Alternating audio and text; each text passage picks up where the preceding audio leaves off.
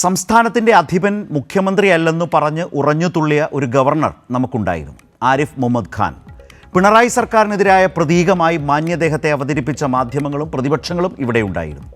അതൊന്നും കണ്ടു കുലുങ്ങാതെ ആരിഫ് മുഹമ്മദ് ഖാൻ്റെ തെറ്റുകൾ ചൂണ്ടിക്കാട്ടി മുഖ്യമന്ത്രിയും സർക്കാരും മുന്നോട്ടു പോയി. ആരിഫ് മുഹമ്മദ് ഖാനെ സുപ്രീം കോടതി കയറ്റി. ഇത്രയും ഇന്ന് പറയാൻ കാരണമുണ്ട്. ആരിഫ് മുഹമ്മദ് ഖാനെ പോലെ സ്റ്റാലിൻ സർക്കാരിന് തലവേദന ഉണ്ടാക്കാൻ മോദി സർക്കാർ പറഞ്ഞയച്ച ഗവർണറായിരുന്നു ഡോക്ടർ RN രവി. രക്ഷയില്ലാതെ തമിഴ്നാട് സർക്കാരും സുപ്രീം കോടതിയിൽ പോയി. കേരളത്തിലെ പോലെ തന്നെ നിയമസഭ പാസാക്കിയ ബില്ലുകൾ ഒപ്പുവെക്കാതെ പിടിച്ചുവെക്കുക, രാഷ്ട്രപതിക്ക് അയക്കുക, ഇതൊക്കെയായിരുന്നു ടിയാൻ്റെയും ഹോബി. ആ ഹോബി അവസാനിപ്പിച്ചോളാൻ സുപ്രീം കോടതി ഓർഡറിട്ടു. ചരിത്രവിധി. ഫെഡറലിസം തകർക്കുന്ന മോദി സർക്കാരിൻ്റെ മുഖത്തേറ്റ അടി. പിണറായിയും സ്റ്റാലിനുമൊക്കെ നാടിനായി നടത്തുന്ന പോരാട്ടങ്ങൾ ശരിയാണെന്ന് സംശയിച്ചവർക്ക് പോലും, ശരിയാണോ എന്ന് സംശയിച്ചവർക്ക് പോലും ബോധ്യമായ ദിവസമാണിത്. സഭ പാസാക്കിയ ബില്ലുകൾ ഒപ്പുവെക്കാത്ത തമിഴ്നാട് ഗവർണറുടെ നടപടി നിയമവിരുദ്ധമാണെന്ന് സുപ്രീം കോടതി വിധിച്ചു. കേരളത്തിൻ്റെ ഹർജി മെയ് 13 സുപ്രീം കോടതി പരിഗണിക്കും. ഡോക്ടർ RN രവിക്ക് പിന്നാലെ ഇനി ആരിഫ് മുഹമ്മദ് ഖാൻ്റെ ഊഴം. ഇന്ന് ഈ ചർച്ചയിൽ പങ്കെടുക്കുന്നത് advocate K Anilkumar, CPIM, print Mahadev, BJP, KJ Jacob, മാധ്യമപ്രവർത്തകൻ, ജേക്കബ് ജോർജ്, മാധ്യമപ്രവർത്തകൻ. ആദ്യം BJP പ്രതിനിധിയിലേക്കാണ്. എങ്ങനെ കാണുന്നു ഈ വിധിയെ? വളരെ ഗൗരവത്തിൽ, വളരെ വിശദമായി ഗവർണർമാർ അവർക്കില്ലാത്ത അധികാരമുണ്ട് എന്ന് ധരിച്ച് അമിതാധികാരം പ്രയോഗിച്ച് നടന്നു വരുന്ന ഒരു കാലത്ത്, ജീവിച്ചു വരുന്നൊരു കാലത്ത്, അല്ലെങ്കിൽ പ്രവർത്തിച്ചു വരുന്നൊരു കാലത്ത് വളരെ സുദീർഘമായി വ്യക്തതയോടെ സുപ്രീം കോടതി എന്താണ് അധികാരം എന്ന് കൃത്യമായി പറഞ്ഞു വെച്ചിരിക്കുകയാണ് പ്രിൻ്റു.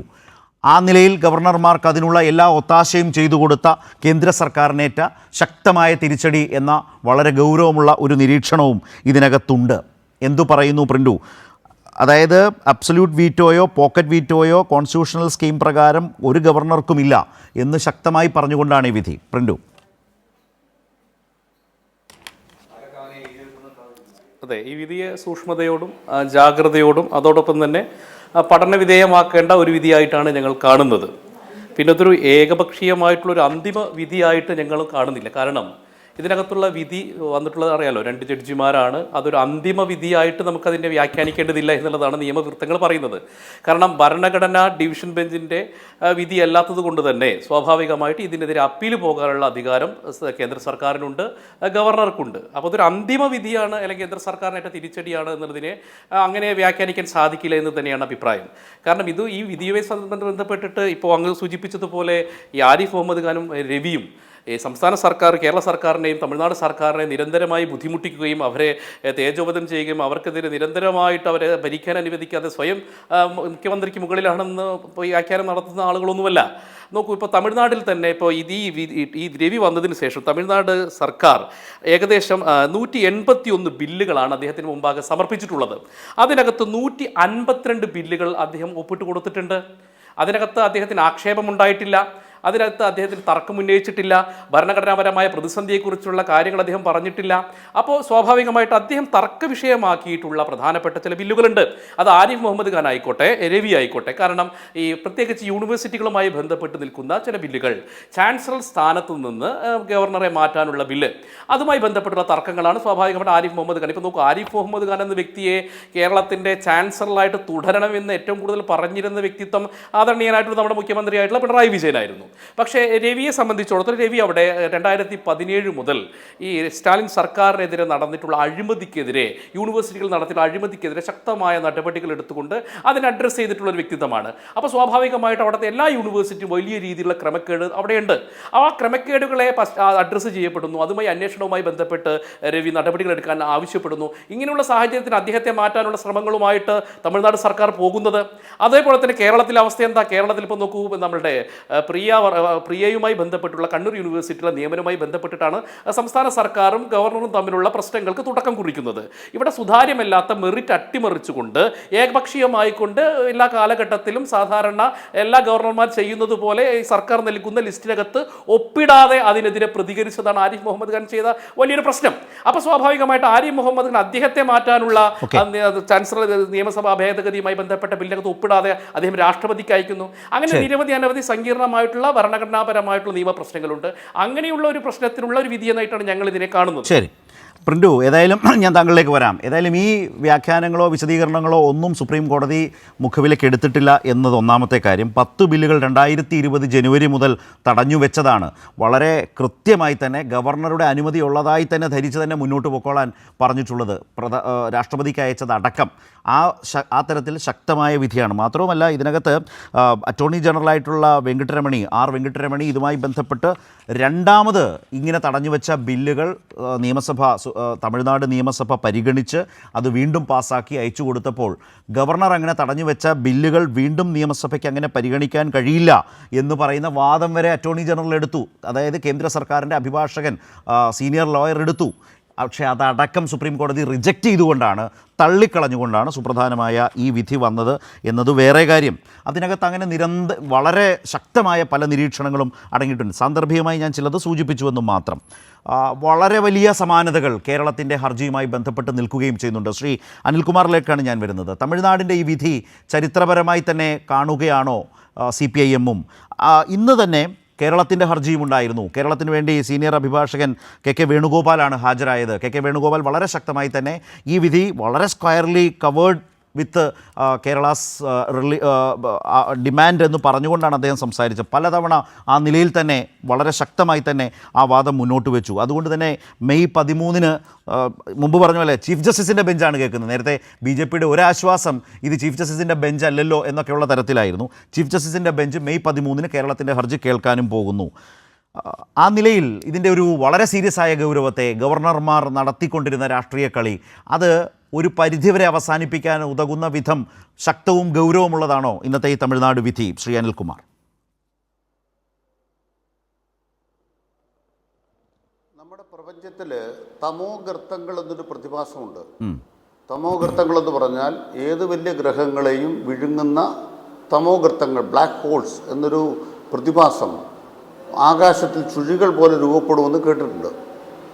നമ്മുടെ രാജ്യത്തിൻ്റെ ഭരണഘടനയിൽ തമോഗർത്തങ്ങളില്ല. ഒരു നിയമസഭ ഒരു നിയമം പാസ്സാക്കിയാൽ ആ നിയമം ഗവർണർ രാഷ്ട്രപതിക്ക് അയച്ചു കൊടുക്കുക, രാഷ്ട്രപതി അത് വിഴുങ്ങുക, അതോടുകൂടി പിന്നെ ആ ബില്ലില്ലാതെയായി തീരുക. നിയമസഭ പാസ്സാക്കിയൊരു ബില്ലിന് ഉത്തരം പറയാൻ രാഷ്ട്രപതിക്ക് ബാധ്യതയില്ല. ഇത്തരത്തിൽ തമോഗർത്തങ്ങളിൽ വിലയം പ്രാപിക്കുന്നതല്ല സംസ്ഥാന നിയമസഭകളുടെ നിയമനിർമ്മാണ അധികാരം എന്നുള്ളതാണ് ഇന്നത്തെ സുപ്രീം കോടതി വിധിയുടെ ഒന്നാമത്തെ അന്തസത്ത. അത് മനസ്സിലാക്കാനുള്ള വിവേകം BJPക്ക് ഉണ്ടാവില്ല. കാരണം സംസ്ഥാനങ്ങളെന്ന് പറയുന്നത്, ഭാഷാ സംസ്ഥാനങ്ങളെന്ന് പറയുന്നത് വിഭജനത്തിൻ്റെ വിഷബീജമാണ് എന്ന് പറയുന്ന ഒരു വിചാരധാരയാണ് RSS മുന്നോട്ട് വെക്കുന്നത്. അതുകൊണ്ട് ഇന്നത്തെ ദിവസം ഇന്ത്യൻ ഫെഡറലിസത്തിന് സമർപ്പിക്കപ്പെട്ട ദിവസമാണ് എന്ന കാര്യം ചൂണ്ടിക്കാണിക്കുകയാണ്. 57-ലെ EMS ഗവൺമെൻറ്റിനെ 59-ൽ പിരിച്ചുവിട്ട ഏറ്റവും തെറ്റായ നടപടി സ്വീകരിച്ച ഗവർണർമാർ മുതൽ, കോൺഗ്രസ് ഭരണകാലത്തെ ഗവർണർമാർ മുതൽ ഇപ്പോൾ BJPയുടെ ഭരണകാലത്ത് സംസ്ഥാനങ്ങളെ കടന്നാക്രമിക്കുന്ന എല്ലാ ഗവർണർമാർക്കും ഉള്ള തിരിച്ചടിയാണ് ഇന്നുണ്ടായിരിക്കുന്നത്. യഥാർത്ഥത്തിൽ കേരള ഗവർണർ, മുൻ ഗവർണർ ആരിഫ് മുഹമ്മദ് ഖാൻ, അദ്ദേഹത്തിന് മാത്രമല്ല, അദ്ദേഹത്തിൻ്റെ രാജ്ഭവനിൽ സ്ഥിരതാമസമാക്കിയിരുന്ന പ്രതിപക്ഷ നേതാവ്, പിന്നിപ്പോൾ SUC എന്നൊരു വിഭാഗക്കാരുണ്ട്, അതിൻ്റെ ചില നേതാക്കന്മാരുണ്ട്. ഇപ്പോൾ ആശാസമരം നടത്തുന്ന ആളുകൾ അവരുടെ വനിതാ വിഭാഗമാണ്, അതിൻ്റെ പുരുഷ കേസരികൾ, അവർ രാജ്ഭവനിൽ താമസമായിരുന്നു. ഇപ്പോൾ ഒരു പ്രിയ വർഗീസിൻ്റെ പേര് ഇവിടെ പറയുന്നത് കേട്ടല്ലോ. എന്നിട്ട് പ്രിയ വർഗീസിൻ്റെ കേസ് എന്തായി? സുപ്രീം കോടതിയിൽ ആ കേസിൽ എന്താ കോടതിയുടെ ഇപ്പോഴത്തെ നിലപാട്? എന്താ കേരള ഹൈക്കോടതി ഇക്കാര്യത്തിൻ്റെ നിലപാട്? അപ്പോൾ നിങ്ങളൊരു പ്രിയ വർഗീസിൻ്റെ പേര് പറഞ്ഞുകൊണ്ട് ഇന്ത്യ രാജ്യത്തിൻ്റെ ഭരണഘടനയെ പിച്ചിച്ചാൻ ഗവർണറെ അനുവദിക്കണോ? അങ്ങനെ ഗവർണർമാർക്ക് നമ്മുടെ രാജ്യത്തിൻ്റെ നിയമവ്യവസ്ഥയ്ക്ക് മേലെ, നിയമസഭയ്ക്ക് മേലെ വീറ്റോ അധികാരമില്ല. ഞാനിവിടെ ബഹുമാനപ്പെട്ട രാഷ്ട്രപതിയോട് ഒരു കാര്യത്തിൽ അഭ്യർത്ഥന നടത്തുകയാണ്. കേരള ഗവർണറുടെ കേരളത്തിലെ കേസ് വാദം കേൾക്കുന്നതിന് മുമ്പ് രാഷ്ട്രപതി തീരുമാനമെടുക്കണം. രാഷ്ട്രപതിയെ ഈ വിവാദത്തിലേക്ക് വലിച്ചിഴച്ച ഗവർണറുടെ നടപടി തെറ്റല്ലേ? ഒരു നിയമം നിയമസഭ പാസ്സാക്കിയാൽ അത് കേന്ദ്രത്തിൻ്റെ അധികാരത്തിൽപ്പെട്ട ഏതെങ്കിലും വിഷയത്തിലുള്ളതാണെങ്കിൽ അത് പരിശോധിച്ച് സംസ്ഥാന നിയമസഭയ്ക്ക് തിരിച്ചേക്കണം. നിങ്ങൾ കേന്ദ്രത്തിൻ്റെ അധികാരത്തിൽപ്പെട്ട കാര്യത്തിൽ കൈയേറിയിട്ടുണ്ട്, ഇത് മാറിയിട്ട് ബാക്കിയുള്ള കാര്യങ്ങളൊക്കെ എഴുതി കൊണ്ടുപോവാം, ഞങ്ങൾ പാസ്സാക്കി തരാം, നിങ്ങൾക്ക് കമൻറ്റോട് കൂടി അയക്കാമല്ലോ, അങ്ങനല്ലേ നിയമത്തിൽ പറയണത്. എന്നിട്ട് നിയമസഭ പാസ്സാക്കിയാലോ അത് ഒപ്പിടണം. എന്നിട്ട് ഇത് ഏതെങ്കിലും തരത്തിൽ ഭരണഘടനാ വിരുദ്ധമാണെങ്കിൽ, നിയമവിരുദ്ധമാണെങ്കിൽ, കേന്ദ്രത്തിൻ്റെ അധികാരത്തിന് മേലെ കടന്നു കയറുന്നതാണെങ്കിൽ അവിടെ സുപ്രീം കോടതി ഉണ്ടെന്നേ, ഇല്ലേ ഹൈക്കോടതി ഉണ്ടെന്നേ. ഹൈക്കോടതിക്കും സുപ്രീം കോടതിക്കുള്ള അധികാരം ഗവർണർക്ക് ഏറ്റെടുക്കേണ്ടതില്ല. അതാണ് പ്രധാനപ്പെട്ട കാര്യം. ഒരു നിയമം എന്ന് പറയുന്നത് ഭരണഘടനാ വിരുദ്ധമാണോ, അതിൽ ഏതെങ്കിലും വകുപ്പ് കേന്ദ്രത്തിൻ്റെ അധികാരത്തിന് മേലെ കടന്നു കയറുന്നതാണോ, ഈ കാര്യത്തിൽ തീരുമാനമെടുക്കാനുള്ള അധികാരം ആർക്കാണ്? അധികാരം സുപ്രീം കോടതിക്കും ഹൈക്കോടതിക്കുമാണ്. എന്തിനാ ഗവർണർമാർ തലമുണ്ടാക്കുന്നത്?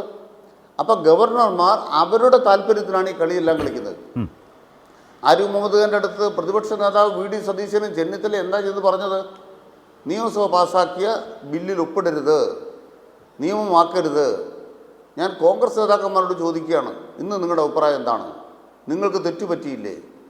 നിങ്ങൾ കേരളത്തിലെ പിണറായി വിജയനെ കിടന്നാക്രമിക്കാൻ പാർട്ടിയുടെ ഏതോ നേതാക്കന്മാരുടെ ഭാര്യമാർക്ക് സർവകലാശാല ഏതാണ്ട് പണം കിട്ടുന്ന ചെറിയൊരു കാര്യമാണ്, അതിനുവേണ്ടിയാണ് ഈ പരിപാടി നടത്തുന്നതെന്നുള്ള കള്ളപ്രചരണം യഥാർത്ഥത്തിൽ എന്താണ്? ഇവിടുത്തെ സർവകലാശാലകളെ വിഴുങ്ങാൻ ഇന്ത്യ രാജ്യത്ത് സംഘപരിവാരം നടത്തുന്ന സംസ്ഥാന സർവകലാശാലകളെ വിഴുങ്ങാനുള്ള നീക്കമാണ് ഇതിൻ്റെ പിന്നിൽ എന്ന് രാഷ്ട്രീയം തിരിച്ചറിയാതെ ഇത്രയും കാലം RSSന് കഞ്ഞി വെച്ച് കൊടുത്തുകൊണ്ടിരുന്ന, ഗവർണർമാർക്ക് കഞ്ഞി വെച്ച് കൊടുത്തുകൊണ്ടിരുന്ന പ്രതിപക്ഷ രാഷ്ട്രീയം തുറന്നു കാട്ടപ്പെട്ടിരിക്കുന്നു. അതുകൊണ്ട് രാഷ്ട്രപതി ഇക്കാര്യത്തിൽ ചെയ്യേണ്ട കാര്യം, ശരി, കേരളത്തിൻ്റെ നിയമനിർമ്മാണം ഗവർണർ 2 കൊല്ലം പിടിച്ചു വെച്ചു. ഒറ്റ വാക്കൂടെ അത് പിടിച്ചു വെച്ചിട്ട് കേരളത്തിൻ്റെ കേസ് കോടതിയിലെത്തി. അപ്പോൾ പഞ്ചാബ് കേസിലെ വിധി എന്താണെന്ന് വായിച്ചു നോക്കിയോ എന്ന് ഗവർണറോട് ചോദിച്ചപ്പോഴോ വളരെ വൈകി ഇത് രാഷ്ട്രപതിക്ക് അയച്ചു കൊടുത്തു. രാഷ്ട്രപതി ഇപ്പോൾ വിത്ത് ഹോൾഡ് ചെയ്തിരിക്കുകയാണ്. അന്തസ്സില്ലാത്ത നടപടി, ഇന്ത്യയുടെ രാഷ്ട്രപതിയുടെ അന്തസ്സില്ലാത്ത നടപടി. ആരിഫ് മുഹമ്മദ് ഖാൻ ഒരു കാര്യം തെറ്റായി ചെയ്തപ്പോൾ ആ തെറ്റിൻ്റെ മേലെ അടിയൊപ്പ് വെക്കുന്ന ഒരു അന്തസ്സില്ലാത്ത നടപടി. രാഷ്ട്രപതി ഭവൻ ഇന്ന് വിചാരണയ്ക്ക് മുമ്പ് നിൽക്കുകയാണ്. അതിന് ഇട കൊടുക്കാതെ അടിയന്തര പരിഹാരമുണ്ടാക്കണം. ഇടതുപക്ഷ ജനാധിപത്യ മുന്നണി ഇത്രയും കാലം ഉയർത്തിയ വാദങ്ങൾ ശരിവെക്കപ്പെട്ടിരിക്കുന്നു. രാഷ്ട്രീയമായി LDF ആണ് ശരി, CPM ആണ് ശരി, കേരള സർക്കാരാണ് ശരി, ഭരണഘടന വിജയിക്കുന്നു. അതാണ് ഈ വിധിയുടെ അന്തസ്സത്ത. ഇവിടെ Shri KJ Jacob, justice JB പർദവാലയുടെയും അതുപോലെ തന്നെ R മഹാദേവിൻ്റെയും ഈ ജഡ്ജ്മെൻറ്റ്, ഞാൻ വിചാരിക്കുന്ന താങ്കൾ അതിലെ വളരെ പ്രധാനപ്പെട്ട നിരീക്ഷണങ്ങൾ കാര്യമായി ശ്രദ്ധിച്ചിട്ടുണ്ടാവാനിടയുണ്ട്. അത് വളരെ പ്രധാനവും പ്രസക്തവുമല്ലേ? കാരണം ഇങ്ങനൊരു വലിയ ബുദ്ധിമുട്ടിലേക്ക് സംസ്ഥാനങ്ങൾ പോകുന്നു. സംസ്ഥാനങ്ങളെ ഗവർണർമാർ അവരുടെ ദൈനംദിന പ്രവർത്തനങ്ങൾ മുന്നോട്ട് കൊണ്ടുപോകാൻ അനുവദിക്കാതിരിക്കുക, നിയമസഭ പാസാക്കുന്ന ബില്ലുകൾ തമിഴ്നാട്ടിലാണെങ്കിൽ 5 വർഷം 2020 മുതൽ തടഞ്ഞു വെച്ചിരിക്കുന്നതാണ്. കേരളത്തിൽ നിന്ന് KK വേണുഗോപാൽ സുപ്രീം കോടതിയിൽ ചീഫ് ജസ്റ്റിസിൻ്റെ ബെഞ്ചിൽ പറഞ്ഞത് കേരളത്തെ സംബന്ധിച്ചത് 3 വർഷമായിരിക്കുന്നു. അങ്ങനെ തൊട്ടടുത്ത സംസ്ഥാനങ്ങൾ ഈ വിധത്തിലേക്ക് വളരെ ഗൗരവമുള്ള പ്രശ്നം അവതരിപ്പിക്കുന്ന ഒരു സാഹചര്യത്തിൽ തമിഴ്നാടിൻ്റെ ഹർജിയിൽ ഈ ജഡ്ജ്മെൻറ്റിൽ പറയുന്ന വളരെ പ്രധാനപ്പെട്ട കാര്യങ്ങൾ, അതേക്കുറിച്ച് വളരെ പ്രധാനപ്പെട്ട കാര്യം ചീഫ് ജസ്റ്റിസ് പറഞ്ഞത്, കേരളം അതുകൊണ്ട് തന്നെ ഈ വിഷയങ്ങളും കേരളത്തിൻ്റെ ഹർജി അടക്കം ഈ പറഞ്ഞ പർദിവാലയുടെയും R മഹാദേവിൻ്റെയും ബെഞ്ചിലേക്ക് വിടണമെന്നും കേരളത്തിന് കൂടി ബാധകമാകുന്ന വിധിയാണ് വന്നിട്ടുള്ളതെന്ന് അടക്കം കേരളം ഇന്ന് വളരെ ശക്തമായി ഈ വിഷയം ഉന്നയിച്ചപ്പോൾ വളരെ പ്രധാനപ്പെട്ട ഒരു കമൻറ്റ് ചീഫ് ജസ്റ്റിസിൻ്റെ ഭാഗത്തു നിന്ന്, if it's covered by the judgement it will be covered by the judgement, അതുകൊണ്ട് തന്നെ അധികം വൈകാതെ മെയ് മാസം 13 അടുത്ത മാസം തന്നെ ഇത് കേൾക്കാം എന്ന് കേരളം നിരന്തരം പറഞ്ഞപ്പോൾ അതേക്കുറിച്ച് പറയുന്ന നിലയുണ്ടായിട്ടുണ്ട്. അതുകൊണ്ട് ഈ ജഡ്ജ്മെൻറ്റിൻ്റെ ഗൗരവത്തെ, അതിലെ പ്രധാനപ്പെട്ട പോയിൻറ്റ്സിനെ താങ്കൾ ഏറ്റവും സൂക്ഷ്മതയോടെ ഗൗരവത്തോടെ കാണുന്നത് ഏതൊക്കെയാണ്? മാത്രമല്ല ഗവർണർ ഇങ്ങനെ നിയമസഭ പാസാക്കിയ ബില്ലുകൾ പിടിച്ചു വെച്ചാൽ അതിൻ്റെ ടൈം ഫ്രെയിമിനെ സംബന്ധിച്ചുമൊക്കെ കാര്യമായി പറയുന്നില്ലേ ഇതിനകത്ത്? അതാണ് ഇതിനകത്ത് ഏറ്റവും പ്രധാനപ്പെട്ട കാര്യം. ഇത് തമിഴ്നാട്ടിലെ ഗവർണർ മാത്രം നിയമിച്ചിട്ടുള്ള പറഞ്ഞിട്ടുള്ള വിധിയല്ല. ഇത് എല്ലാ ഗവർണർമാർക്കും. അതിനകത്ത് നമ്മുടെ ഭരണഘടനയുടെ 200-ാം ആർട്ടിക്കിൾ പ്രകാരം ഗവർണർമാർക്ക് 3 ഓപ്ഷനാണുള്ളത്. ഒന്നുകിൽ ബില്ലിന് ഒപ്പിടുക, 2 തടഞ്ഞു വെക്കുക, 3 പ്രസിഡന്റിനെ അയക്കുക. പ്രസിഡന്റ് അയക്കുക എന്നുള്ളത് വളരെ സ്പെസിഫിക് ആയിട്ട് ഭരണഘടന പറഞ്ഞിരിക്കുന്നത് ഹൈക്കോടതിയുടെ അധികാരങ്ങളുമായി ബന്ധപ്പെട്ട കാര്യങ്ങൾ മാത്രമാണ് പ്രസിഡന്റിനെ അയക്കുക എന്നുള്ളത്. അതല്ലെങ്കിൽ പിന്നെ ഉള്ളത് ഇൻട്രസ്റ്റ് അത്തരം കാര്യങ്ങൾ ബാക്കിയുള്ള എല്ലാ ബില്ലുകളും ഒന്നും അയക്കാൻ വേണ്ടി പാടില്ല. അപ്പൊ ഇതിന്റെ അകത്തൊരു ഒരു ഒരു ലാക്കുന ഇതിനകത്തുള്ള ഒരു ഗ്യാപ്പ് കടന്നിരുന്നത് ഈ അസന്റ് കൊടുക്കുക അല്ലെങ്കിൽ ഇത് വിത്ത്ഹോൾഡ് ചെയ്യുക എന്നുള്ളതൊന്നും ഒരു ടൈം ഫ്രെയിം കൊടുത്തിട്ടില്ല. ആ ടൈം ഫ്രെയിം ഇപ്പൊ കൊടുത്തിട്ടുണ്ട്. രണ്ടാമത്തെ ഒരു പ്രധാനപ്പെട്ട കാര്യമായിട്ട് ഞാൻ ഇന്നത്തെ കണ്ടത് ഈ ഇതുമായി ബന്ധപ്പെട്ട് കൗൺസിൽ ഓഫ് മിനിസ്റ്റേഴ്സിന്റെ ഒപ്പീനിയൻ വേണമെന്ന് ഈ ജഡ്ജ്മെന്റ് പറഞ്ഞിട്ടുണ്ട്. അതായത് ഈ അസന്റ് അതായത് സമ്മതം കൊടുക്കാതിരിക്കുക, അനുമതി കൊടുക്കാതിരിക്കുകയാണ് എങ്കിൽ അതിൽ മന്ത്രിസഭയുടെ അഭിപ്രായം തേടണം. അതിൽ കൗൺസിൽ ഓഫ് മിനിസ്റ്റേഴ്സിന്റെ ഒപ്പീനിയൻ അനുസരിച്ചാണ് എങ്കിൽ അത് 1 മാസത്തിനുള്ളിൽ, അതല്ല എങ്കിൽ കൗൺസിൽ ഓഫ് മിനിസ്റ്റേഴ്സിന്റെ അഭിപ്രായത്തിനെതിരാണ്, ഇപ്പൊ പ്രസിഡന്റിന് അയക്കണം എന്നുണ്ടെങ്കിൽ അത് കൗൺസിൽ ഓഫ് മിനിസ്റ്റേഴ്സിന്റെ ഒപ്പീനിയൻ എതിരായിട്ടാണ് എങ്കിൽ അത് 3 മാസത്തിനുള്ളിൽ. എന്ന് വെച്ചാൽ അവിടെ കൗൺസിൽ ഓഫ് മിനിസ്റ്റേഴ്സ് എന്ന് പറഞ്ഞാൽ ഗവർണറുടെ ഏത് നടപടിയും കൗൺസിൽ ഓഫ് മിനിസ്റ്റേഴ്സിന്റെ എയ്ഡും അഡ്വൈസും അനുസരിച്ചായിരിക്കണം എന്നുള്ള ഭരണഘടനാ തത്വം ഈ കോടതി ഇതിന്റെ അകത്തേക്ക് കൊണ്ടുവന്നിരിക്കുകയാണ്. എന്നിട്ട് അവിടെ ഗവർണർ എന്ന് പറയുന്ന ഭരണഘടനാ സ്ഥാപനത്തിലുള്ള ചില പ്രത്യേക അധികാരങ്ങൾ അത് വെച്ച് പ്രസിഡന്റിന് അയക്കാം, അല്ലെങ്കിൽ തിരിച്ചയക്കാം. ഇതിനൊക്കെ ഇപ്പൊ അസംബ്ലിയിലേക്ക് തിരിച്ചയക്കണമെങ്കിൽ പരമാവധി 3 മാസത്തിനുള്ളിൽ അത് തിരിച്ചയക്കണം. ആ ഗ്യാപ്പാണ് അവിടെ ഉണ്ടായത്. ആ ഗ്യാപ്പ് ഭരണഘടനയിൽ പറഞ്ഞിട്ടില്ല. കാരണം തലയ്ക്ക് വെളിവുള്ള ഭരണഘടനയോടും നിയമത്തോടും ഒക്കെ മിനിമം ഉത്തരവാദിത്വമുള്ള ആളുകൾ ഗവർണർമാരെ വരും എന്നുള്ള പ്രതീക്ഷയിൽ ആണ് ഭരണഘടന എഴുതി വെക്കുന്നത്. ഇതുപോലെ സ്വന്തം രാഷ്ട്രീയം കുത്തിത്തിരുകാൻ വേണ്ടിയിട്ടുള്ള ആളുകൾ ഗവർണർമാരായിട്ട് വരും എന്നുള്ള പ്രതീക്ഷ പോലും ഇല്ല. ഇന്നിപ്പോ സുപ്രീം കോടതി പറഞ്ഞിട്ടുണ്ട്, ഗൈഡ്, ഫ്രണ്ട് ആൻഡ് ഫിലോസഫർ, ആ രൂപത്തിലായിരിക്കണം ഗവർണർമാർ പ്രവർത്തിക്കേണ്ടത്. ഉടക്കിടാനല്ല, കാര്യങ്ങൾ നടത്തിയെടുക്കുക എന്നുള്ളതാണ് ഗവർണർമാരുടെ പണി എന്നുള്ള കാര്യമൊക്കെ ഇന്ന് സുപ്രീം കോടതി വിശദമായിട്ട് പറഞ്ഞിട്ടുണ്ട്. നമ്മൾ ഇതിന്റെ അകത്ത് കാണേണ്ട ഏറ്റവും പരമപ്രധാനമായ കാര്യമെന്ന് എനിക്ക് തോന്നിയത്, ഞാൻ ശരത്ത് ഞാൻ നോക്കുമ്പോൾ ഞാൻ എന്റെ പത്രത്തിൽ ഏകദേശം 1 ഡസൻ എഡിറ്റോറിയൽ എഴുതിയിട്ടുണ്ട് കഴിഞ്ഞ 3 വർഷത്തിനുള്ളിൽ ഈ ഒരൊറ്റ വിഷയത്തിൽ. ഈ ഗവർണർമാരുടെ, കേരളത്തിലെയും തമിഴ്നാട്ടിലെയും രാജ്യത്തെ ഗവർണർമാര് നമ്മളുടെ മന്ത്രിസഭകൾക്കെതിരെ നടത്തുന്ന ഈ പണിക്കെതിരെ ഏകദേശം 1 ഡസൻ എഡിറ്റോറിയൽ എന്റെ പത്രത്തിൽ ഞാൻ എഴുതിയിട്ടുണ്ട്. ഏകദേശം അത്ര തന്നെ ഫേസ്ബുക്ക് പോസ്റ്റുകൾ എഴുതിയിട്ടുണ്ട്. ഇതിന്റെ പ്രശ്നം എന്നുള്ളത്, നമ്മളുടെ ഗവർണർ എന്ന് പറയുന്നത് നമ്മുടെ ഭരണഘടന എല്ലാവരും പറയുന്ന ഒരു കാര്യമാണ്, ഗവൺമെന്റ് ഓഫ് ഇന്ത്യ ആക്ട് 1935. അതിന്റെ വളരെയേറെ പ്രൊവിഷൻസ് നമ്മൾ ഇങ്ങോട്ട് എടുത്തിട്ടുണ്ട്. അപ്പം അതിന്റെ അകത്ത് ഗവർണർ ആയിരിക്കും മുഖ്യ ഭരണാധികാരി എന്ന് പറയുമ്പോൾ ഈ ഗവർണർമാരൊക്കെ വിചാരിക്കുന്നത് ഈ ഗവൺമെന്റ് ഓഫ് ഇന്ത്യ ആക്ട് 1935 പ്രകാരമാണ് ഈ ഗവർണർമാർ എന്ന് പറയുന്നത്. അങ്ങനെയല്ല. നമ്മുടെ ഗവർണർമാർ എന്ന് പറയുന്നത് നമ്മുടെ 1950 നമ്മൾ പാസ്സാക്കി നമുക്ക് തന്നെ സമർപ്പിച്ച ഭരണഘടന പ്രകാരമുള്ള ഗവർണർമാരാണ്. 1935 ഗവൺമെന്റ് ഓഫ് ഇന്ത്യ ആക്ടിലെ ഗവർണർ ബ്രിട്ടീഷ് രാജാവിന്റെ പ്രതിനിധിയാണ്. അയാൾക്കാണ് സർവ്വ അധികാരങ്ങളും, അയാളാണ് കാര്യങ്ങൾ തീരുമാനിക്കുന്നത്. ആ അധികാരി അല്ല നമ്മുടെ ഭരണഘടന അനുസരിച്ച് ഒരു റിപ്പബ്ലിക്കൻ ഭരണഘടനയുള്ള നമ്മുടെ നാടിന്റെ ഗവർണർ. അങ്ങനത്തെ ഒരു കഥാപാത്രമേ അല്ല. ആ കാര്യം നമ്മളുടെ ഗവർണർമാർ പലപ്പോഴും മറന്നു പോകുന്നു എന്നുള്ളതാണ് ഇതിന്റെ ഒരു ഗതികേട്. ആ കാര്യമാണ് ഇന്ന് ജഡ്ജിമാര് ഈ ഗവർണർമാരെ ഓർപ്പിച്ചത്. നിങ്ങൾ ഭരിക്കുന്നത് ഇന്ത്യൻ ഭരണഘടന അനുസരിച്ചാണ്, ഗവൺമെന്റ് ഓഫ് ഇന്ത്യ ആക്ട് അനുസരിച്ചല്ല. അതുകൊണ്ട് നിങ്ങൾക്ക് അധികാരമില്ലാത്ത പണിക്ക് നിങ്ങൾ പോകരുത്. കൗൺസിൽ ഓഫ് മിനിസ്റ്റേഴ്സ്, ജനങ്ങൾ വരി നിന്ന് തെരഞ്ഞെടുത്ത ക്യൂ നിന്ന് തെരഞ്ഞെടുത്ത മനുഷ്യർ നിശ്ചയിക്കുന്ന പാർലമെന്റ് അല്ലെങ്കിൽ നിയമസഭ, ആ നിയമസഭ പാസ്സാക്കുന്ന നിയമം, ആ നിയമം എന്നുള്ളത് ജനാഭിലാഷത്തിന്റെ പ്രതിഫലനമാണ്. അതിന്റെ പുറത്ത് വീറ്റോ പ്രയോഗിക്കാൻ ഗവർണർക്ക് അധികാരമില്ല എന്നുള്ള വളരെ സിമ്പിൾ ആയിട്ട്. ഇപ്പം BJPയുടെ പ്രതിനിധി പറഞ്ഞല്ലോ, അദ്ദേഹം ഏതോ അഴിമതിക്കെതിരെ, അങ്ങനെ ഒന്നും ചെയ്യാനുള്ള ഒരു അധികാരവും ഗവർണർക്ക് ഇല്ല എന്നുള്ള കാര്യം ഇപ്പോഴെങ്കിലും നിങ്ങൾ മനസ്സിലാക്കണം. ഓർക്കുന്നുണ്ട്, ആ വലിയ പ്രശ്നം വന്നു കഴിഞ്ഞപ്പം ഗവർണർ ആരിഫ് മുഹമ്മദ് ഖാൻ ഡൽഹിയിൽ ഒരു വലിയ പ്രസ്താവന നടത്തി. എന്തായിരുന്നു ആ പ്രസ്താവന? കേരളത്തിൽ നടന്ന ബന്ധുത്വ നിയമനങ്ങളെ കുറിച്ചൊക്കെ ഞാൻ ഉടനെ അന്വേഷിക്കുന്നു. അവരൊറ്റ പ്രസ്താവന ഡൽഹി വെച്ചതേ ഉള്ളൂ. പിന്നെ നമ്മൾ അതിനെക്കുറിച്ച് കേട്ടിട്ടില്ല. എന്തുകൊണ്ട് കേട്ടിട്ടില്ല? ചാൻസലർ എന്നുണ്ടെങ്കിൽ അദ്ദേഹത്തിന് ഒരു അധികാരവും ഇല്ല അതിന്റെ പുറത്ത്. ഇപ്പൊ ഇദ്ദേഹം പറഞ്ഞില്ല ബന്ധുക്കളുടെ നിയമനം എന്ന് പറഞ്ഞല്ലോ. ബന്ധുക്കളുടെ നിയമനം ഉണ്ടെങ്കിൽ കോടതിയിൽ പോകാം, കോടതി അതിനെ കുറിച്ച് തീരുമാനം എടുക്കും. ഗവർണർക്ക് ഒരു തരത്തിലുള്ള അധികാരവും ഇല്ല. ബന്ധുക്കളെ നിയമിച്ചോ സ്വന്തക്കാരെ നിയമിച്ചോ, ഗവർണർക്ക് പരമാവധി ഗവർണർക്ക് ചെയ്യാൻ പറ്റുന്ന ഓരോ യൂണിവേഴ്സിറ്റിയിൽ നടന്നിരിക്കുന്ന ഏത് പേപ്പർ വേണമെങ്കിലും ആ തീരുമാനങ്ങളെ നിരാകരിക്കാം, ആ തീരുമാനങ്ങളെ റദ്ദാക്കാം. ഗവർണർക്ക് അധികാരമുണ്ട്. ചാൻസലർ എന്ന നിലയ്ക്ക് അദ്ദേഹത്തിന് അതിനുള്ള അധികാരമുണ്ട്. അതല്ലാതെ അന്വേഷണം നടത്താനും അതിന്റെ പുറത്ത് കുറ്റക്കാരെ കണ്ടുപിടിക്കാനുള്ള അധികാരം ഉണ്ട് എന്നുള്ളത് ഗവർണറുടെ തോന്നലാണ്.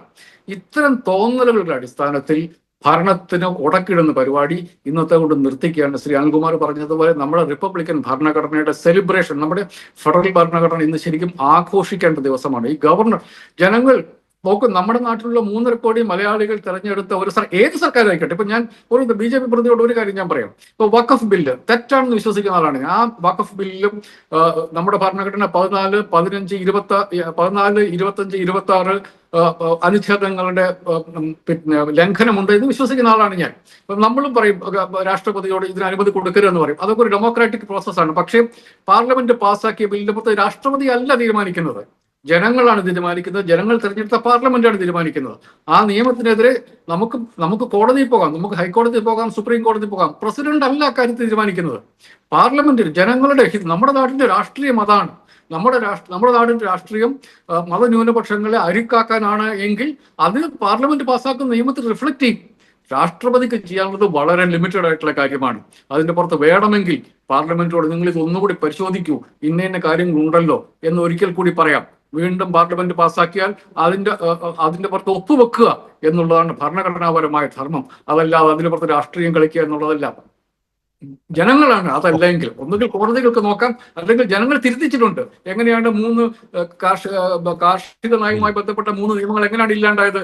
ജനകീയ പ്രക്ഷോഭത്തിന്റെ ഭാഗമായിട്ട്. പ്രസിഡന്റ് അത് ചെയ്തുകൂടാ, ഗവർണർ അത് ചെയ്തുകൂടാ. വളരെ ഗൗരവമുള്ള നിരീക്ഷണങ്ങളും വളരെ സുപ്രധാനമായ ഒരു ഉത്തരവുമാണ് ഈ വിധിയിലൂടെ സുപ്രീം കോടതി ഇക്കാര്യത്തിൽ നൽകിയിട്ടുള്ളത്. ശ്രീ ജേക്കബ് ജോർജ്, ഇതിൽ വളരെ പ്രധാനപ്പെട്ട ഒരു കാര്യം, ഇപ്പോൾ നിയമസഭ വീണ്ടും ആ ബില്ലുകൾ അംഗീകരിച്ച് നൽകിയാൽ അവിടെ പിന്നെ പ്രസിഡന്റിന് പോലും അയക്കാൻ കഴിയുന്ന നിലയിലേക്ക് പെരുമാറാനേ കഴിയില്ല. ഇവിടെ ഇപ്പോൾ കോടതി പറഞ്ഞിരിക്കുന്നത് ഇതെല്ലാം തന്നെ ഗവർണറുടെ അനുമതി കിട്ടിയതായി തന്നെ കരുതി തന്നെ മുന്നോട്ട് പോകാം എന്ന നിലയിൽ അത്ര ശക്തമായിട്ടാണ്.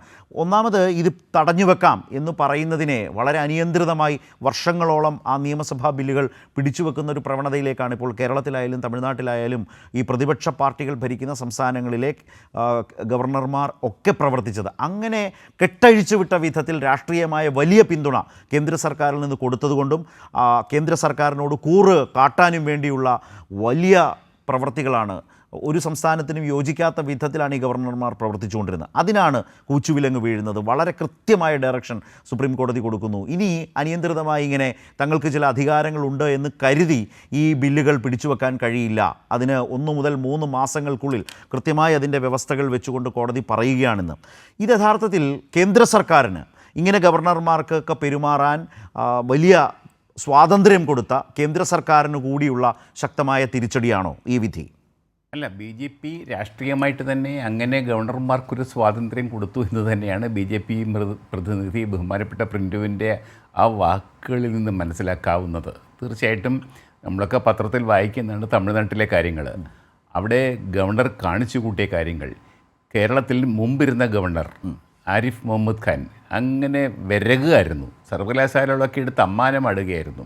അത് എന്ത് പറഞ്ഞിട്ട് പ്രിയ വർഗീസിൻ്റെ കാര്യം ഇവിടെ കാണിക്കപ്പെട്ടു.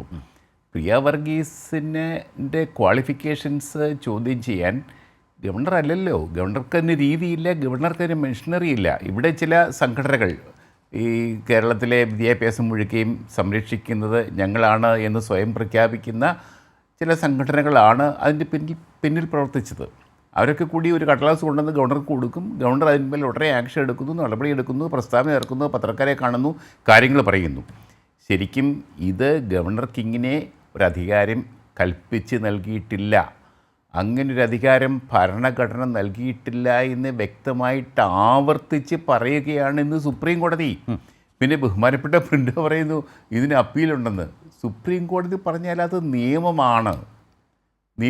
ഫുൾ ബെഞ്ച്, ചീഫ് ജസ്റ്റിസ് ഉൾപ്പെടുന്ന ബെഞ്ച്, അതിലേക്കൊക്കെ പോകാം. എന്നാലും സുപ്രീം കോടതി പറഞ്ഞാൽ അത് നിയമമാണ്. അതാണതിൻ്റെ അന്തസത്ത വ്യക്തമാക്കുന്ന കാര്യം. തീർച്ചയായിട്ടും ഇത് അടിവരയിടുന്ന സുപ്രീം കോടതി വിധി അടിവരയിടുന്ന കാര്യം, ജനാധിപത്യത്തിൽ ആത്യന്തികമായി ഭരണം നടത്തുന്നവർക്ക് മാൻഡേറ്റ് നൽകുന്നത് ജനങ്ങളാണ്. ജനങ്ങൾ തിരഞ്ഞെടുക്കപ്പെടുന്ന ജനപ്രതിനിധികൾ, അവരുടെ മന്ത്രിമാർ, അവരുടെ മുഖ്യമന്ത്രി, അവർക്കാണ് ഭരണം നടത്താനുള്ള മാൻഡേറ്റ്. അവർക്കാണ് ഭരണം നടത്താനുള്ള അവകാശം, അധികാരം ജനങ്ങൾ കൊടുത്തിരിക്കുന്നത്. അത് ഗവർണർക്കല്ല. ഗവർണർ ഒരു തെരഞ്ഞെടുപ്പിലും മത്സരിക്കുന്നില്ല. ഗവർണർ ഒരു ജനപ്രതിനിധിയല്ല. അതാണ് നമ്മുടെ ഈ ഗവർണർമാർ, ചില സംസ്ഥാനങ്ങളിലെ ഗവർണർമാർ മറന്നു പോകുന്നത്. തീർച്ചയായിട്ടും അത് തിരിച്ചു കൊണ്ടുവന്നിരിക്കുകയാണ്. കെ ജെ ജേക്കബ് സൂചിപ്പിച്ചതുപോലെ ഇത് ഭരണഘടനയുടെ ഒരു വലിയ വിജയത്തിൻ്റെ ദിവസം കൂടിയാണ്. അങ്ങനെ വേണം നമ്മുടെ കാലം അതിനെ അടയാളപ്പെടുത്താൻ എന്ന് തന്നെയാണ് എനിക്ക് പറയാൻ. ഇവിടെ പ്രിൻറ്റു പല കാലങ്ങളിലും കേന്ദ്രഭരണത്തിനനുസരിച്ച് സംസ്ഥാനങ്ങളിൽ ഗവർണർമാർ ഈ രാഷ്ട്രീയം കളിക്കുകയും അതിനനുസരിച്ച് സംസ്ഥാന സർക്കാരുകളെ പിരിച്ചുവിടാൻ കഴിയുന്ന കേന്ദ്രത്തിന് അനുകൂലമായ റിപ്പോർട്ടുകൾ കൊടുക്കുകയും ചെയ്ത ചരിത്രം നമ്മുടെ മുമ്പിലുണ്ട്. പക്ഷേ അതിൽ നിന്നുമൊക്കെ മുന്നോട്ട് പോയി വർഷങ്ങളോളം നിയമസഭ പാസ്സാക്കുന്ന ബില്ലുകൾ ഒരു കാരണവുമില്ലാതെ തടഞ്ഞു വെക്കുക, ഒടുവിൽ നിയമപരമായി കോടതിയിലേക്ക് പോകുമ്പോൾ, സുപ്രീം കോടതിയിലേക്ക് പോകുമ്പോൾ വേഗം അവയെടുത്ത് അയച്ചു കൊടുക്കുക പ്രസിഡന്റിന്, ഈ വിധത്തിലേക്കും ഒരു കളി സാധ്യമാണ് എന്ന് തെളിയിച്ചത് മോദി BJP ഭരണകാലത്ത് നിങ്ങൾ സംസ്ഥാനങ്ങളിലേക്ക് അയച്ച ഗവർണർമാരാണ്. അത് ഏതാണ്ട് അവരുടെ വ്യക്തിപരമായ ഒരു ആലോചനയുടെ ഭാഗമായി ചെയ്തതാണെന്ന് പോലും ആരും ധരിക്കുന്നില്ല. കേന്ദ്ര സർക്കാർ കൊടുത്തിട്ടുള്ള നിർദ്ദേശത്തിൻ്റെയും സ്വാതന്ത്ര്യത്തിൻ്റെയും ഫലമായിട്ട് അവർ ചെയ്തതാണ്. അതിലുള്ള കേന്ദ്ര ഭരണത്തിൽ അവരുടെ കൂറ് തെളിയിക്കാനുള്ള അവരുടെ ഒരു പരമാവധി ദ്രോഹം സംസ്ഥാനങ്ങൾക്ക്, ജനങ്ങൾക്ക് എങ്ങനെ ചെയ്യാം എന്നതിൻ്റെ ഭാഗമായി അവരിൽ പലരും ചെയ്തതാണ്. ആരിഫ് മുഹമ്മദ് ഖാൻ അതിൻ്റെ ഏറ്റവും വലിയ ഉദാഹരണമാണ്. ഏതെങ്കിലും തരത്തിൽ ആരുടെയും സർട്ടിഫിക്കറ്റ് ഇല്ലാതെ നമ്മൾക്കത് മനസ്സിലാകും. അങ്ങനത്തെ ഒരു അനുഭവത്തിൽ നിൽക്കുമ്പോഴാണ് ഈ സംസ്ഥാനങ്ങൾ പറഞ്ഞതാണ് ശരി, കേന്ദ്ര സർക്കാരും ഗവർണറും പറഞ്ഞുകൊണ്ടിരുന്ന അധികാരത്തെ സംബന്ധിച്ച് പറഞ്ഞുകൊണ്ടിരുന്നതൊക്കെ തെറ്റാണെന്ന് മാത്രമല്ല, ആ അധികാരങ്ങൾ എങ്ങനെ പ്രയോഗിക്കണം, അത് പരിമിതമാണ്, നിയന്ത്രിതമാണ്, ഈ ബില്ലുകൾ പിടിച്ചുവെക്കാൻ നിങ്ങൾക്കുള്ള അവകാശം തന്നെ ഇത്ര മാത്രമേ ഉള്ളൂ എന്ന രീതിയിൽ വളരെ സ്പഷ്ടമായി ഒരാൾക്കും ഒരു സംശയവും തോന്നേണ്ടാത്ത വിധമാണ് ഈ സുപ്രീം കോടതി ജഡ്ജ്മെൻറ്റ് വന്നിട്ടുള്ളത്. ഇനി കേരളത്തിൻ്റെ ഹർജി വരാൻ പോകുന്നത് ചീഫ് ജസ്റ്റിസിൻ്റെ ബെഞ്ചിലാണെന്നേ. അപ്പോൾ അങ്ങനെ നിൽക്കുകയാണ്. നേരത്തെ ആദ്യ റൗണ്ടിൽ പ്രിൻറ്റു പറഞ്ഞ വാദങ്ങൾക്കൊന്നും ഒരു ഗ്രൗണ്ടും ഈ കേസുമായി ബന്ധപ്പെട്ട് ഉന്നയിക്കാനേ നിങ്ങൾക്ക് കഴിയില്ല. മറ്റു പ്രശ്നങ്ങളുണ്ടെങ്കിൽ അത് ചലഞ്ച് ചെയ്യാൻ കോടതികളുണ്ട് ഇവിടെ. ഗവർണർക്കല്ല അതിൻ്റെ അധികാരവും അവകാശവും. മാത്രമല്ല കേരളത്തിലെ ഈ ബില്ലുകൾ പിടിച്ചുവെച്ച 7 എണ്ണമാണ് പെട്ടെന്ന് അയച്ചത്. അത് വളരെ രസകരമാണ്. കേരളം റിട്ട് കൊടുത്ത ഉടനെ തന്നെ നവംബർ 20-ന് 2023 നവംബർ 20-നാണ് 7 ബില്ലുകൾ ധൃതി പിടിച്ച് ആരിഫ് മുഹമ്മദ് ഖാൻ രാഷ്ട്രപതിക്ക് അയച്ചത്. അതിനുശേഷം അതേ നവംബറിൽ 29-ാം തീയതി 2023, ഓർക്കണം ഇത് 2025 ആ നടപടി സുപ്രീം കോടതി ശക്തമായി വിമർശിച്ചു. ഗവർണറുടെ നടപടിയെ നവംബറിൽ ഈ നിയമ പോരാട്ടം തുടരുകയാണ്. നഷ്ടമാർക്കാണ്? ഒരു സംസ്ഥാനത്തെ ജനത്തിനാണ്. അവരുടെ ക്ഷേമത്തിന് വേണ്ടി നടപ്പാക്കുന്ന നിയമങ്ങൾ നടപ്പാക്കാൻ കഴിയുന്നില്ല. ഇതൊന്നും നിങ്ങൾ പറഞ്ഞ യൂണിവേഴ്സിറ്റി ബില്ലുകളൊന്നും, അതുപോലെ തന്നെ മറ്റേതാണ് കോപ്പറേറ്റീവ് സൊസൈറ്റീസ് ബില്ലാണ്, ഞാൻ വേണമെങ്കിൽ വായിക്കാം, ഇപ്പോൾ തടഞ്ഞു വെച്ചിരിക്കുന്നത് എന്താണെന്ന്. ഇതൊന്നും മുമ്പ് നിങ്ങളൊന്നും പറയുന്നത് പോലെ പ്രസിഡന്റിൻ്റെ മുമ്പാകെ പോകേണ്ടതേയല്ല. അതാണ് അതിലെ പ്രധാന പ്രശ്നം. 7 എണ്ണത്തിൽ 4 എണ്ണം തടഞ്ഞു വെച്ചിരിക്കുകയാണ്. University laws amendment number 2 bill, അതുപോലെ Kerala cooperative societies amendment bill 2022, അതുപോലെ തന്നെ university laws amendment bill 2022 and four university laws amendment number 3 bill, അങ്ങനെ 4 എണ്ണം തടഞ്ഞു വെച്ചിരിക്കും. ഇതൊന്നും വ്യവസ്ഥകൾ പ്രകാരം രാഷ്ട്രപതിക്ക് അടുത്തേക്ക് അയക്കേണ്ടതേയല്ല. 3 എണ്ണത്തിന് അനുമതി കൊടുക്കുക, 4 എണ്ണം തടഞ്ഞു വെക്കുക, അതടക്കം ചലഞ്ച് ചെയ്തിരിക്കുകയാണ് കേരളം. അപ്പോൾ നിങ്ങളുടെ പറയുന്ന ഒരു വാദത്തിനും സ്കോപ്പില്ല എന്നുള്ളത് വളരെ വ്യക്തമായി ഇവിടെ പലരും അവതരിപ്പിച്ചല്ലോ പ്രിൻറ്റു. അല്ല, ഇതിനകത്ത് ആർട്ടിക്കിൾ 200-മായി ബന്ധപ്പെട്ട് ഇതിനകത്ത് നമ്മളെ പാനലിസ്റ്റുകൾ പറഞ്ഞതുമായി ബന്ധപ്പെട്ട 3 കാര്യങ്ങളുണ്ട്. ഒന്നില്ലെങ്കിൽ ഗവർണർക്ക് ഒപ്പിടാം, ഗവർണർക്ക് ഒപ്പിടാം, അല്ലെങ്കിൽ തടഞ്ഞു വെക്കാം, അല്ലെങ്കിൽ സ്വാഭാവികമായിട്ട് രാഷ്ട്രപതിക്ക് അയക്കാം. അതിനകത്ത് ഇപ്പോൾ ആർട്ടിക്കിൾ 200-മായി ബന്ധപ്പെട്ട് ജഡ്ജ്മെൻറ്റിനകത്ത് 2 പേർ നടത്തിയ ജഡ്ജ്മെൻറ്റിനകത്ത് പറഞ്ഞ ഈ സമയബന്ധിതമായിട്ടുള്ള സംവിധാനം എന്ന് പറയുന്നത് ഈ ആർട്ടിക്കിൾ 200-ൻ്റെ ഘടനയിൽ വരുന്നതാണോ എന്നുള്ളത് സ്വാഭാവികമായിട്ട് സുപ്രീം കോടതിയുടെ ഭരണഘടനാ ബെഞ്ചിനകത്ത് സ്വാഭാവികമായി ചർച്ച ഉണ്ടാവും. അപ്പം നിയമങ്ങൾ പാലിക്കുക എന്നുള്ളതാണ് നിയമങ്ങൾ ഉണ്ടാക്കുന്നതാരാ? ഗവർണർക്കോ ഡോക്ടർ R.N. രവിക്കോ കേന്ദ്ര സർക്കാരിനോ ഇല്ലാത്ത വാദമാണത്. ഭരണഘടനാ ബെഞ്ചിലേക്ക് പോകുമെന്നൊരു വാദം ആരും ഇതുവരെ എടുത്തിട്ടില്ല, എടുക്കാനും കഴിയില്ല, അത് വേറെ കാര്യം. മാത്രമല്ല സ്പഷ്ടമായി പറഞ്ഞിരിക്കുന്നു, നിങ്ങൾ ഇത്ര മാസങ്ങൾക്കുള്ളിൽ പൂർത്തീകരിക്കണം. സാധ്യതകളുണ്ട്. അല്ല സാർ, സാധ്യതകളുണ്ടെങ്കിൽ അത് പറയാൻ കഴിയാത്തത് എന്തുകൊണ്ടാണ്? സാധ്യത വളരെ വീക്കാണ്, കേസ് വീക്കാണ്. ഭരണഘടനാ വിഷയമായി അല്ല സാധ്യതകളുണ്ട്. അത് അങ്ങനെ വീക്കല്ല. കേന്ദ്ര സർക്കാരിനും ഗവർണർക്കും ഭരണഘടനാ ബെഞ്ചിലേക്ക് പോകാനുള്ള എല്ലാ തരത്തിലുള്ള മെറിറ്റുമുണ്ട് സാർ. പിന്നെ ജഡ്ജി വിധിച്ചു കഴിഞ്ഞാൽ നിയമമാകുമെന്ന് ജേക്കബ് സാറാണോ? അല്ല അങ്ങ് പറയട്ടെ, ഈ ജേക്കബ് സാറോ അദ്ദേഹമാണോ ആരോ പറഞ്ഞെന്നറിയില്ല. ജഡ്ജി വിധിച്ചു കഴിഞ്ഞാൽ നിയമമാകും. ഏത് ഭരണഘടനയുടെ ഏത് നിയമപ്രകാരമാണ് അദ്ദേഹം പറയുന്നത്? അങ്ങനെ സുപ്രീം കോടതി വിധിച്ചു കഴിഞ്ഞാൽ നിയമമാവുമോ? അങ്ങനെ ആവുമോ ഇന്ത്യൻ ഭരണഘടനാ വ്യവസ്ഥയിൽ? അങ്ങനെയാണെങ്കിൽ ഈ ലെജിസ്ലേറ്റീവ് സംവിധാനത്തിന്റെ ആവശ്യമില്ലല്ലോ. അപ്പൊ നോക്കൂ, അതിനകത്ത് അമിതാധികാര പെശകുണ്ട്. പ്രവണത നിയമസഭ പാസാക്കുന്ന, പാർലമെന്റ് പാസാക്കുന്ന നിയമങ്ങൾ ജുഡീഷ്യൽ സ്ക്രൂട്ടണിക്ക് വിധേയമാക്കാനുള്ള അവകാശം സുപ്രീം കോടതിക്ക് നൽകിയിട്ടുണ്ട്. അങ്ങനെയാണ് ഭരണഘടന വിഭാവനം ചെയ്തിട്ടുള്ളത്. അതിന്റെ അടിസ്ഥാനത്തിലാണ് ഇത് ചെയ്തിരിക്കുന്നത്. എന്തിനാണ് പിന്നെ വഖഫ് ബില്ല് പാസാക്കിയപ്പോൾ 14 ഹർജികൾ സുപ്രീം കോടതിയിൽ പോയത്? അതാണ് പാർലമെന്റ് പാസാക്കുന്ന നിയമം ഇന്ത്യൻ ഭരണഘടനയ്ക്ക് വിധേയമാണോ എന്ന് പരിശോധിക്കാൻ സുപ്രീം കോടതിക്ക് അധികാരമുണ്ട്.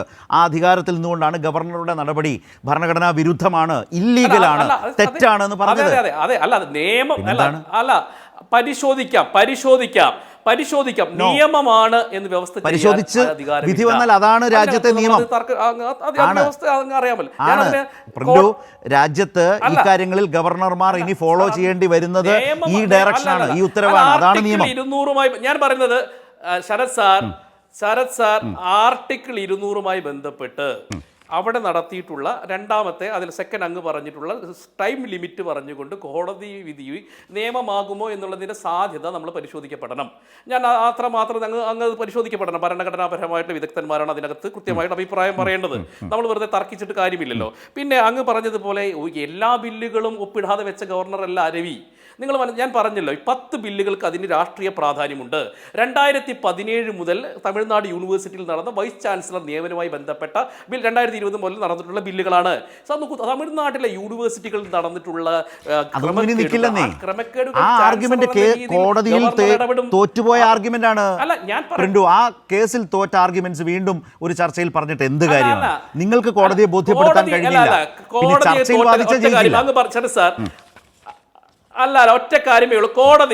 കോടതി പറഞ്ഞ കാര്യം ഈ ബില്ലിന്മേൽ അടയിരിക്കാൻ അധികാരം ഗവർണർക്കില്ല. പ്രശ്നം അത് സത്യമാണ്. ഞങ്ങൾക്കും അഭിപ്രായം തന്നെയാണ്. ഒരു വിഷയമായി അല്ല ഞാൻ പറയട്ടെ, ഒരു വിഷയമായി ദീർഘിപ്പിക്കേണ്ട കാര്യമില്ല എന്ന് തന്നെയാണ് ഞങ്ങളുടെ അഭിപ്രായം. ഒരു ചർച്ചയിലും ഒരു ബിജെപി പ്രതിനിധിയും നാളിതുവരെ പറഞ്ഞിട്ടില്ല അത് ഗവർണറുടെ അവകാശമാണെന്നാണ് നിങ്ങളടക്കം ബിജെപി പ്രതിനിധികൾ ഈ ചർച്ചയിൽ പറഞ്ഞിട്ടുള്ളത്. ഗവർണർമാർക്ക് എന്ന് ആ ബില്ലുകളിൽ ഒപ്പുവെക്കണമോ വേണ്ടയോ അത് അവരുടെ അധികാരവും അവകാശവുമാണെന്ന് വാദിച്ചവരാണ് കേരളത്തിലെ ബിജെപി പ്രതിനിധികൾ എല്ലാ ചർച്ചയിലും. ഇന്ന് പ്രിന്റു സൗകര്യത്തിന് വേണ്ടിയെങ്കിലും സുപ്രീം കോടതി അത്ര ക്ലിയറായി പറഞ്ഞതുകൊണ്ട് ഇത്രയെങ്കിലും പറഞ്ഞത് നല്ലത്. അല്ല, സൗകര്യത്തില്ല സാർ. അല്ല, എത്ര കാലമായി നമ്മൾ ചർച്ച ചെയ്യുന്നതാണ് ഇത്. അടയിരിക്കുക എന്നുള്ളത് അത് ശരിയല്ല എന്ന് തന്നെയാണ് ഞങ്ങളുടെ വിശ്വാസം. അതെ. പക്ഷെ ഇതിനകത്ത് കോടതി ആകമാനം ഈ യൂണിവേഴ്സിറ്റിയെ സംബന്ധിച്ചോ ചാൻസലറുടെ അധികാര പരിധിയെക്കുറിച്ചൊക്കെ ഈ ജേക്കബ് സാർ ബാക്കിയുള്ളവരും പറഞ്ഞതുപോലെ അങ്ങനെ നിയതമായിട്ടുള്ള ഒരു കാര്യവും പറഞ്ഞിട്ടില്ല. അത് നമ്മൾ മനസ്സിലാക്കുക. പിന്നെ അങ്ങ് പറഞ്ഞ മനസ്സിലാക്കുക. ഇനി പറഞ്ഞ തത്വത്തിൽ ഈ 10 ബില്ലുകൾ പാസ്സായി നിയമമായി എന്നാണല്ലോ. അല്ല, അങ്ങ് പറയുന്നുണ്ടല്ലോ സാർ, അതും തെറ്റാണ്. കാരണം UGCയുടെ ഭേദഗതി ചട്ടം പാർലമെന്റ് പാസ്സാക്കി. അങ്ങനെ പാസ്സാക്കി കഴിഞ്ഞ സ്ഥിതിക്ക് ഈ 10 ബില്ലുകളും നിയമവിധേയമായി നിലനിൽക്കില്ല സാർ. കാരണം സുപ്രീം കോടതിയിൽ UGCയും സംസ്ഥാനവും തമ്മിൽ UG സംബന്ധമായിട്ടുള്ള വിഷയങ്ങളിൽ തർക്കമുണ്ടായിക്കഴിഞ്ഞ് UGC പറയുന്നതാണ് ശരി എന്നുള്ളതാണ് സുപ്രീം കോടതിയുടെ കൃത്യമായി പറഞ്ഞിട്ടുള്ളത്. അപ്പോൾ അതുകൊണ്ട് തന്നെ അങ്ങ് പറയുന്ന വലിയ അവകാശവാദങ്ങളെ പോലെ തന്നെ ഈ 10 ബില്ലും നിയമത്തിനകത്ത് നിൽക്കുന്നില്ല എന്ന വസ്തുത കൂടി നിങ്ങൾ മനസ്സിലാക്കുക.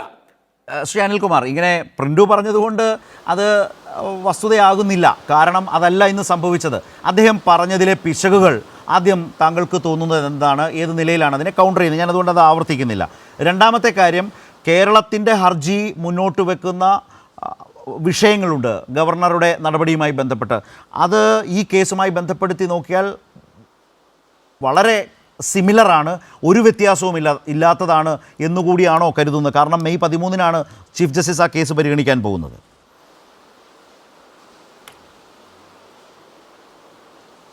UGC ചട്ടഭേദഗതി കൊണ്ടുവന്നു എന്നുള്ളത് ശരിയാണ്. അത് നടപ്പാക്കിയിട്ടില്ല. കരട് പ്രസിദ്ധീകരിച്ച് മാത്രമേ ഉള്ളൂ. 2 ചട്ടഭേദഗതി എന്ന് പറയുന്നത് ചട്ടം അത്രേ ആയിട്ടുള്ളൂ, അത് നടപ്പിലാക്കിയിട്ടില്ല. രണ്ടാമത്തത് അത് ഭേദഗതി എന്ന് പറയുന്നത് ഓർഡേഴ്സാണ്, നിയമനിർമ്മാണത്തെ ബാധിക്കുന്ന കാര്യമല്ല. അതുകൊണ്ട് UGC ചട്ടങ്ങളും സംസ്ഥാനത്തിന് അധികാരപ്പെട്ട നിയമങ്ങളും തമ്മിൽ സംഘർഷം വന്നാൽ സംസ്ഥാന നിയമസഭയുടെ നിയമം നിൽക്കുകയുള്ളൂ. സംസ്ഥാന സർക്കാരുമായി ബന്ധപ്പെട്ട സർവകലാശാലകളുടെ കാര്യത്തിൽ അക്കാഡമിക് കാര്യങ്ങൾ മാത്രമേ UGCക്ക് അധികാരമുള്ളൂ. അതുകൊണ്ട് ആ കാര്യം ഒന്ന് മാറ്റി വെച്ചേക്കുക. ഞാൻ പറയട്ടെ, അങ്ങനെയാണ് കണ്ണൂർ യൂണിവേഴ്സിറ്റിയുമായി ബന്ധപ്പെട്ട നിയമനം സുപ്രീം കോടതി റദ്ദാക്കിയത്. എന്താ അങ്ങ് തെറ്റ് പറയല്ലേ? വസ്തുതയ്ക്ക് അല്ല, അങ്ങ് പറയുന്നത് ഇപ്പോ സ്റ്റേറ്റും UGC ചട്ടവുമായി ബന്ധപ്പെട്ട് തർക്കമുണ്ടായിക്കഴിഞ്ഞാൽ UGC ചട്ടവ്യവസ്ഥ നിലനിൽക്കുകയല്ലോ, അല്ലെങ്കിൽ അത് സുപ്രീം കോടതിയുടെ ഓർഡറാണ്. ശ്രീ അനിൽകുമാർ കണ്ണൂർ കൂടി പരാമർശം നമ്മൾ നേരത്തെ ചർച്ച ചെയ്ത വിഷയമാണ്. താങ്കൾ അതിന് മറുപടി താങ്കളുടേതായി പറഞ്ഞു. 2018 UGC VC നിയമനവുമായി ബന്ധപ്പെട്ട് പാനൽ സംവിധാനം കൊണ്ടുവന്നു. ആ പാനൽ സംവിധാനം പാലിച്ചില്ല എന്ന കാരണത്താലാണ് ആ നിയമനം ചോദ്യം ചെയ്യപ്പെട്ടത്. അത്രയുള്ള കാര്യം. ഇനി പാനൽ വെച്ചിട്ട് ഇക്കാര്യങ്ങൾ ചെയ്യാൻ പറ്റുമോ? അതിനാർക്കും അവിടെ തർക്കം. പാനൽ വെച്ചിട്ട് ആര് ചെയ്യണം എന്നുള്ള കാര്യത്തിൽ സംസ്ഥാന സർക്കാരിനാണ് അതിൻ്റെ മുൻഗണനാ ക്രമം. ആ അധികാരമൊന്നും കവർന്ന് വെക്കാനുള്ള UGCക്കും അധികാരമില്ല. UGC ഗ്രാൻറ്റ് കൊടുക്കുന്ന സ്ഥാപനമാണ്. അവരാണോ സർവകലാശാല ഭരിക്കേണ്ടത്? അവരാണോ VC-മാരെ തീരുമാനിക്കാൻ പോണത്? അതൊക്കെ കൈവച്ചാൽ മതി. ഇനി എന്താണ് നിയമം? ഭരണഘടനയുടെ 200-ാം വകുപ്പ് എന്താ പറയണത്? പുതിയ ചട്ടം ഒരു സംസ്ഥാനം നിങ്ങൾ 5-അംഗ പാനൽ പറയുന്ന UGC ചട്ടപ്രകാരം 3-അംഗ പാനലാണുള്ളത്. സാർ, അത് പുനർനിയമനമാണെന്നുള്ളൊരു നിഗമനത്തിൽ നിന്നുകൊണ്ടാണ് കണ്ണൂർ സർവകലാശാല അതിനെ മുന്നോട്ട് കൊണ്ടുപോയത്. അവിടെയാണ് സുപ്രീം കോടതി അതിനോട് വിയോജിച്ചത്. ആ നിലയിലൊക്കെ അതിന് കാര്യങ്ങളുള്ളൂ. അതിനൊക്കെ അപ്പുറം വിപുലമായ പ്രശ്നമാണിപ്പോൾ ഗവർണർമാർ ഒരു നാട്ടിലുണ്ടാക്കിയ കുഴപ്പങ്ങൾക്ക് സുപ്രീം കോടതി വളരെ കൃത്യമായ കാഴ്ചപ്പാടുകൾ അവതരിപ്പിച്ചു വെച്ചിരിക്കുകയാണ്. അതിൽ BJPക്ക്, ശ്രീ അനിൽകുമാർ, BJPക്ക് പൊളിറ്റിക്കലായി ഗവർണർമാരെ ഇനി ഓപ്പറേറ്റ് ചെയ്ത് മുന്നോട്ട് കൊണ്ടുപോകാൻ അത്ര എളുപ്പത്തിൽ ഈ രൂപത്തിൽ കഴിയുമോ? ചോദ്യം അതാണ്. ഒന്നാമത്തെ കാര്യം, ഈ യൂണിവേഴ്സിറ്റിയുടെ നിയമമാണോ അല്ലെങ്കിൽ മറ്റേതെങ്കിലും നിയമമാണോ എന്നതിൻ്റെ അടിസ്ഥാനത്തിൽ വിവേചനം കാണിക്കാൻ ഏതെങ്കിലും നിയമം അനുവദിക്കുന്നുണ്ടോ ഗവർണർക്ക് അധികാരം? ഒറ്റ പോയിൻ്റേ ഉള്ളൂ. ഈ നമ്മുടെ രാജ്യത്തിനകത്ത് ഭരണഘടനയിൽ 3 പട്ടികയുണ്ട്. സംസ്ഥാന പട്ടിക, കേന്ദ്ര പട്ടിക, സമവർത്തി പട്ടിക. കേന്ദ്രവുമായി ബന്ധപ്പെട്ടൊരു നിയമനിർമ്മാണത്തിൻ്റെ കാര്യത്തിലാണ് എങ്കിൽ ആ കാര്യത്തിൽ സംശയം തോന്നിയാൽ സംസ്ഥാന നിയമസഭ പാസാക്കിയ നിയമം ഗവർണർക്ക് രാഷ്ട്രപതിക്ക് അയക്കാം. രാഷ്ട്രപതി പറയുകയാണ് അത് ഞങ്ങളുടെ കേന്ദ്രാധികാരവുമായി ബന്ധപ്പെട്ട വിഷയം ഉള്ളതുകൊണ്ട് അത് മാറ്റണം, ബാക്കി നിങ്ങൾക്ക് തന്നിരിക്കും, തിരിച്ചേക്കാം. മാറ്റിവെക്കാൻ അവകാശമില്ല, വീറ്റോ ചെയ്യാൻ അവകാശമില്ല, രാഷ്ട്രപതിക്ക് അവകാശമില്ല. അതാണ് വിധി. രണ്ടാമത്തെ പോയിന്റ്, 200-ാം വകുപ്പിൽ എന്താ പറയണത്? ഒരു നിയമം ഒരു നിയമസഭ പാസ്സാക്കിയാൽ 3 കാര്യങ്ങൾ നടക്കണം. ഒന്നെന്ത് ചെയ്യണം? ഗവർണർക്ക് അത് ഒപ്പിടാം, അസെൻറ്റ് കൊടുക്കാം. നമ്പർ 1, അസെൻറ്റ് കൊടുക്കുന്നില്ലെങ്കിൽ വിത്ത് ഹോൾഡ് ചെയ്യാം. മൂന്നാമത്തെ കാര്യം, ഏതെങ്കിലും കേന്ദ്രാധികാരവുമായി ബന്ധപ്പെട്ട കാര്യമാണെങ്കിൽ രാഷ്ട്രപതിക്ക് അയക്കാം. വിത്ത് ഹോൾഡ് ചെയ്താൽ എന്ത് വേണം? ഇന്ന കാരണങ്ങളാണ് നിയമത്തിൻ്റെ ഒബ്ജക്ഷൻ എന്ന് പറഞ്ഞുകൊണ്ട് നിയമസഭയ്ക്ക് തിരിച്ചയക്കണം. നിയമസഭ അത് കേട്ടിട്ട് അത് പാസ്സാക്കുകയാണെങ്കിൽ ഗവർണർ ഒപ്പിടുക തന്നെ വേണം. ഇതല്ലേ 200-ാം വകുപ്പ് പറയുന്നത്. അതിന് രാഷ്ട്രപതിക്ക് അയച്ചാലും രാഷ്ട്രപതി എന്താ കാണിക്കേണ്ടത്? അന്തിമമായിട്ട് അത് വെച്ചോണ്ടിരിക്കണോ? അതിൻ്റെ അടിയിൽ കിടന്ന് ഉറങ്ങണോ?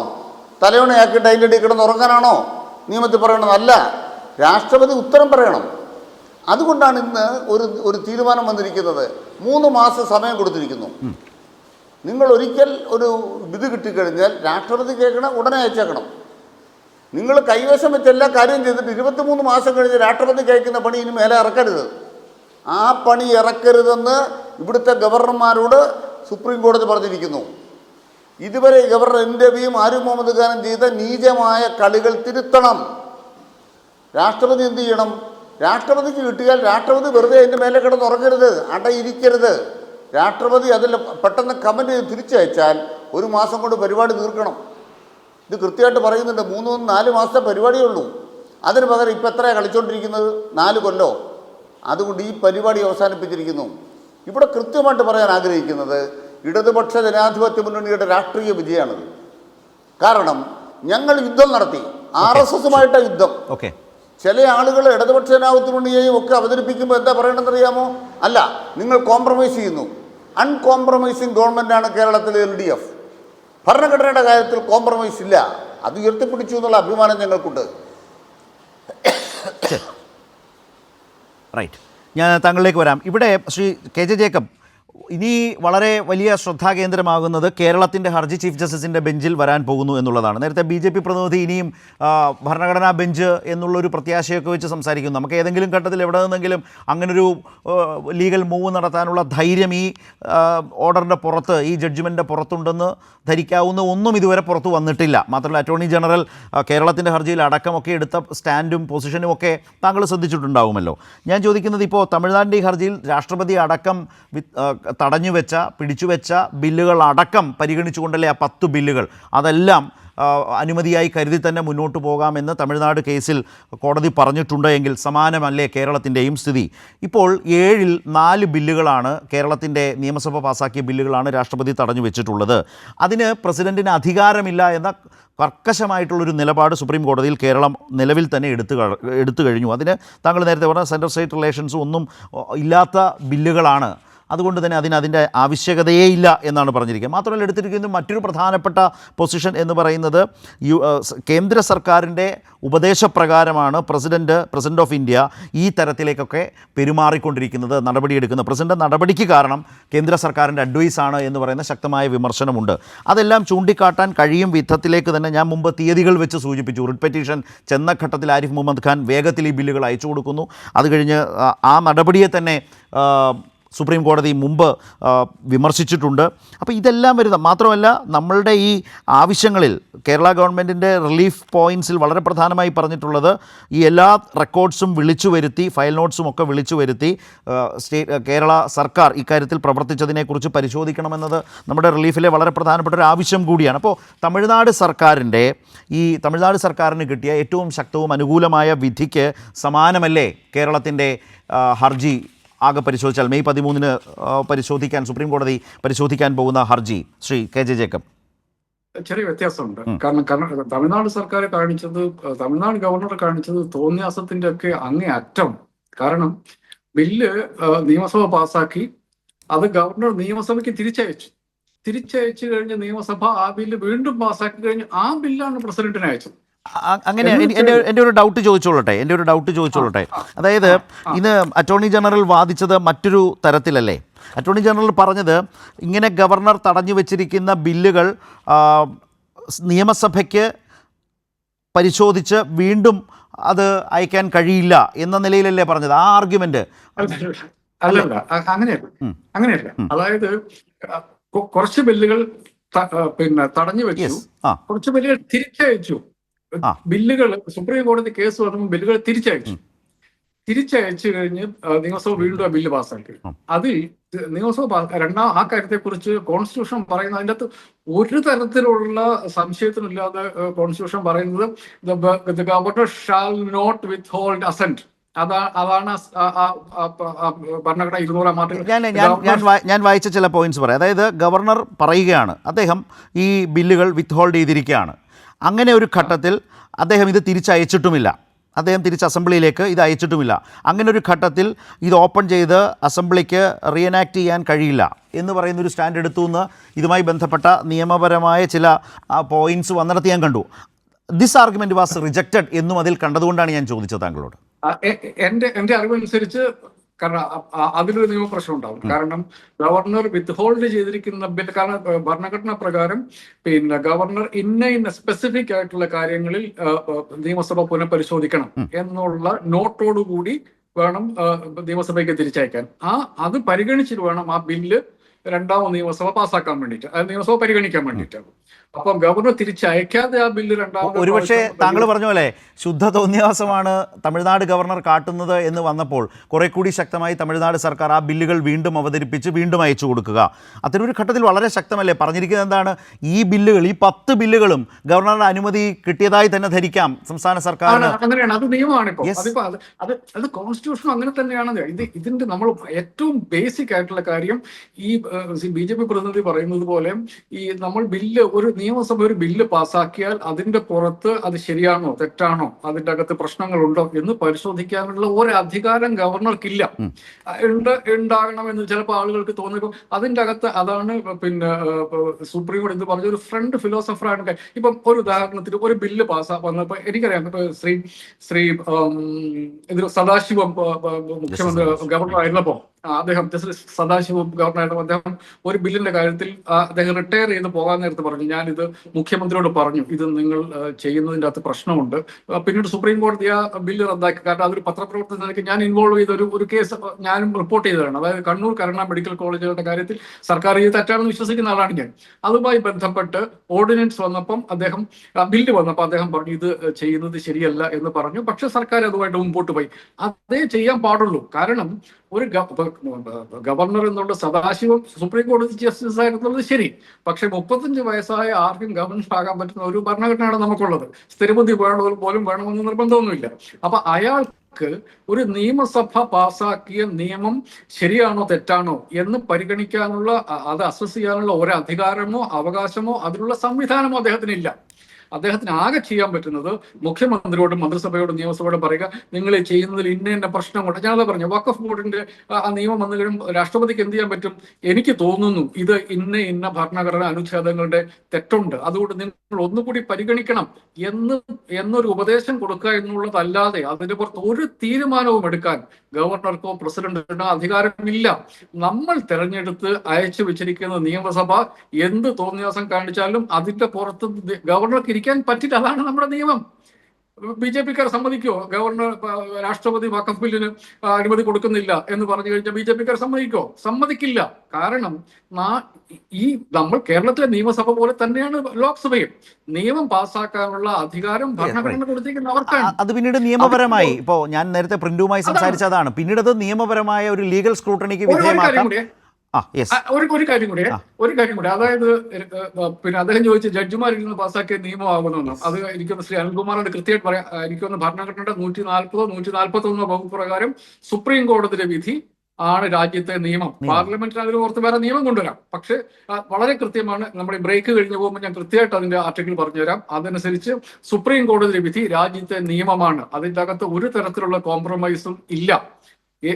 അല്ലെങ്കിൽ പിന്നെ താങ്കൾ പറഞ്ഞതുപോലെ ആ വിധിയെ മറികടക്കാൻ ബന്ധപ്പെട്ട നിയമസഭയാകട്ടെ പാർലമെന്റ് ആകട്ടെ മറ്റ് നിയമ ഭേദഗതികൾ കൊണ്ടുവരിക എന്നുള്ള അത്തരം നടപടികളൊക്കെ രാജ്യത്ത് ഒരുപാട് സംഭവിച്ചിട്ടുണ്ട്. ഇവിടെ ഒരു കാര്യം കൂടി, അതെ, അതും വീണ്ടും പരിശോധിക്കപ്പെടും. അദ്ദേഹം പറഞ്ഞ ഒരു പോയിന്റ്, അതായത് ഭരണഘടനയ്ക്ക് ഒരു വ്യാഖ്യാനം കൊടുക്കുകയാണ് ഇപ്പൊ സുപ്രീം കോടതി ചെയ്തത്. അതായത് ഈ ബില്ലുകൾ പാസ്സാക്കാനുള്ള സമയക്രമം നിശ്ചയിച്ചിട്ടുണ്ട്. ഈ സമയക്രമം വേണമെങ്കിൽ സുപ്രീം കോടതിക്ക് ചോദ്യം, ഗവർണർമാർക്ക് ചോദ്യം ചെയ്യാം, കേന്ദ്ര സർക്കാരിന് ചോദ്യം ചെയ്യാം. ഇങ്ങനത്തെ ഒരു കാര്യം കൊണ്ടുവരാം. അല്ലെങ്കിൽ കേന്ദ്ര സർക്കാരിന് വേണമെങ്കിൽ ഒരു നിയമം കൊണ്ടുവരാം. കാരണം ഇതിനകത്ത് കൃത്യമായിട്ട് നിയമമൊന്നും ഒരിടത്തും പറഞ്ഞിട്ടില്ല. അപ്പൊ ഇത് വേണം ചോദ്യം ചെയ്യാം. അപ്പം വേറൊരു ഭരണഘടന ഈ 3 മാസം പോരാ, 6 മാസം വേണം, അതല്ലെങ്കിൽ ഇങ്ങനെ ചെയ്യാൻ വേണ്ടി പാടില്ല എന്ന് സുപ്രീം കോടതിക്ക് വേണ്ടി വിധിക്കാം. വിധിച്ചുകൂടായിക്കൊന്നുമില്ല. പക്ഷെ ഇപ്പോഴത്തെ അവസ്ഥയിൽ 2 ജഡ്ജിമാരിരുന്ന് ഒരു കാര്യം പറഞ്ഞാൽ അവർ വെറും ജഡ്ജിമാരല്ല, അവർ ഭരണഘടനാ കോടതിയിലുള്ള ജഡ്ജിമാരാണ്. ആ നിയമം അത് വളരെ കൃത്യമായി നമ്മുടെ ഭരണഘടന 140 എനിക്ക് തോന്നുന്നു. ഞാൻ ബ്രേക്കിന് ശേഷം പറയാം. അനുച്ഛേദം അനുസരിച്ച് വളരെ കൃത്യമാണ്. ഒരു കാര്യം കൂടി മാത്രം, കേരളത്തിന്റെ കേസിന്റെ സ്കോപ്പ് ഈ പുതിയ സാഹചര്യത്തിൽ കൂടുകയല്ലേ? ഏത് സാഹചര്യത്തിലും ഗവർണർമാര് അനിശ്ചിതമായി അവർക്ക് തോന്നുന്നത് പോലെ ഇതിന് പുറത്ത് ഒരു തരത്തിലുള്ള ജഡ്ജ്മെന്റും ഗവർണർമാർക്ക് എടുക്കാൻ പാടില്ല. ഒന്നുകിൽ ബില്ല് ഒപ്പിടുക, അല്ലെങ്കിൽ അസംബ്ലിയിലേക്ക് തിരിച്ചയക്കുക. അതിൽ കൂടുതൽ ഒന്നും ചെയ്യാൻ വേണ്ടി നമ്മുടെ ജനാധിപത്യ ഭരണഘടന അനുവദിക്കുന്നില്ല. പീരിയഡ്. റൈറ്റ്. ശ്രീ ജേക്കബ് ജോർജ്, ഇത് ഈ നിയമപരമായി ഈ ജഡ്ജ്മെൻറ്റുമായി ബന്ധപ്പെട്ടതിൻ്റെ പല വശങ്ങൾ സംസാരിക്കേണ്ടത് ആവശ്യകതയാണ്. കാരണം ആളുകൾക്ക് ഇതുമായി ബന്ധപ്പെട്ടൊരു വ്യക്തത വരേണ്ടതുണ്ട്. അതുകൊണ്ടാണ് ചില പോയിൻറ്റ്സൊക്കെ നമ്മളെല്ലാവരും അങ്ങോട്ടും ഇങ്ങോട്ടും ഇതേക്കുറിച്ച് സംസാരിച്ചത്. ഇതിൻ്റെ ഗൗരവമായൊരു രാഷ്ട്രീയം കൂടി കാണണ്ടേ? കേരളം എന്തുമാത്രം ആഘോഷിച്ചതാണ് തമിഴ്നാട്ടിൽ പ്രതിപക്ഷം. ഇപ്പോൾ എനിക്ക് അതിലൊരു വിചിത്രമായി തോന്നുന്നു, ഇപ്പോൾ തമിഴ്നാട്ടിൽ ഗവർണർ സ്റ്റാലിൻ സർക്കാരിനെതിരായി പ്രവർത്തിച്ചാൽ കേരളത്തിലെ കോൺഗ്രസ് അടക്കം അവിടുത്തെ ഭരണമുന്നണിക്കൊപ്പം നിൽക്കും. പക്ഷേ അതേ ശൈലിയിൽ കേരളത്തിലെ ഗവർണർ കേരളത്തിലെ സർക്കാരിനെതിരെ പ്രവർത്തിച്ചാൽ തരാതരം പോലെ ഗവർണറെ പ്രോത്സാഹിപ്പിക്കും. നിയമസഭ പാസാക്കിയ ബില്ല് പോലും അംഗീകരിക്കരുത് എന്ന് പറഞ്ഞ് രാജ്ഭവനിൽ പോയി കണ്ട പ്രതിപക്ഷമാണ് കേരളത്തിൽ. നേരത്തെ ശ്രീ അനിൽകുമാർ അത് സൂചിപ്പിച്ചു. സുപ്രീം കോടതി ഇന്ന് പറഞ്ഞ ഈ വിധിയുടെ തിരിച്ചടി യഥാർത്ഥത്തിൽ കേരളത്തിലെ ബി.ജെ.പിക്കടക്കം കേരളത്തിലെ UDF എന്ന പ്രതിപക്ഷത്തിനടക്കം അന്ന് ഈ ആരിഫ് മുഹമ്മദ് ഖാനെ വല്ലാതെ സെലിബ്രേറ്റ് ചെയ്ത വസ്തുതകളെ വളരെ ശക്തമായി സ്ക്രൂട്ടണി ചെയ്യാത്ത മാധ്യമങ്ങൾക്കടക്കമുള്ള തിരിച്ചടിയല്ലേ? ഒരു വീണ്ടും വിചാരമൊക്കെ വേണ്ടേ ഇത്തരം കാര്യങ്ങൾ കൈകാര്യം ചെയ്യുമ്പോൾ? വിശാലമായ രാഷ്ട്രീയമാണ് കാണുന്നത്. കാരണം രാഷ്ട്രീയമുണ്ട്. ഈ ശരത്ത് പറഞ്ഞ രാഷ്ട്രീയം മാത്രമല്ല, ഇപ്പോൾ കുറേ വൈസ് ചാൻസലർമാരെ പിരിച്ചുവിട്ടപ്പോൾ പകരം വൈസ് ചാൻസലറായ ഗവർണർ നേരിട്ട് നിയമിച്ച ചിലരെയൊക്കെ ഒന്ന് ശ്രദ്ധിച്ചു നോക്കിയേ. ഇതിൻ്റെ അകത്ത് BJPയുടെ എന്ന് മാത്രമല്ല RSSൻ്റെ വ്യക്തമായ അജണ്ടയുണ്ട്.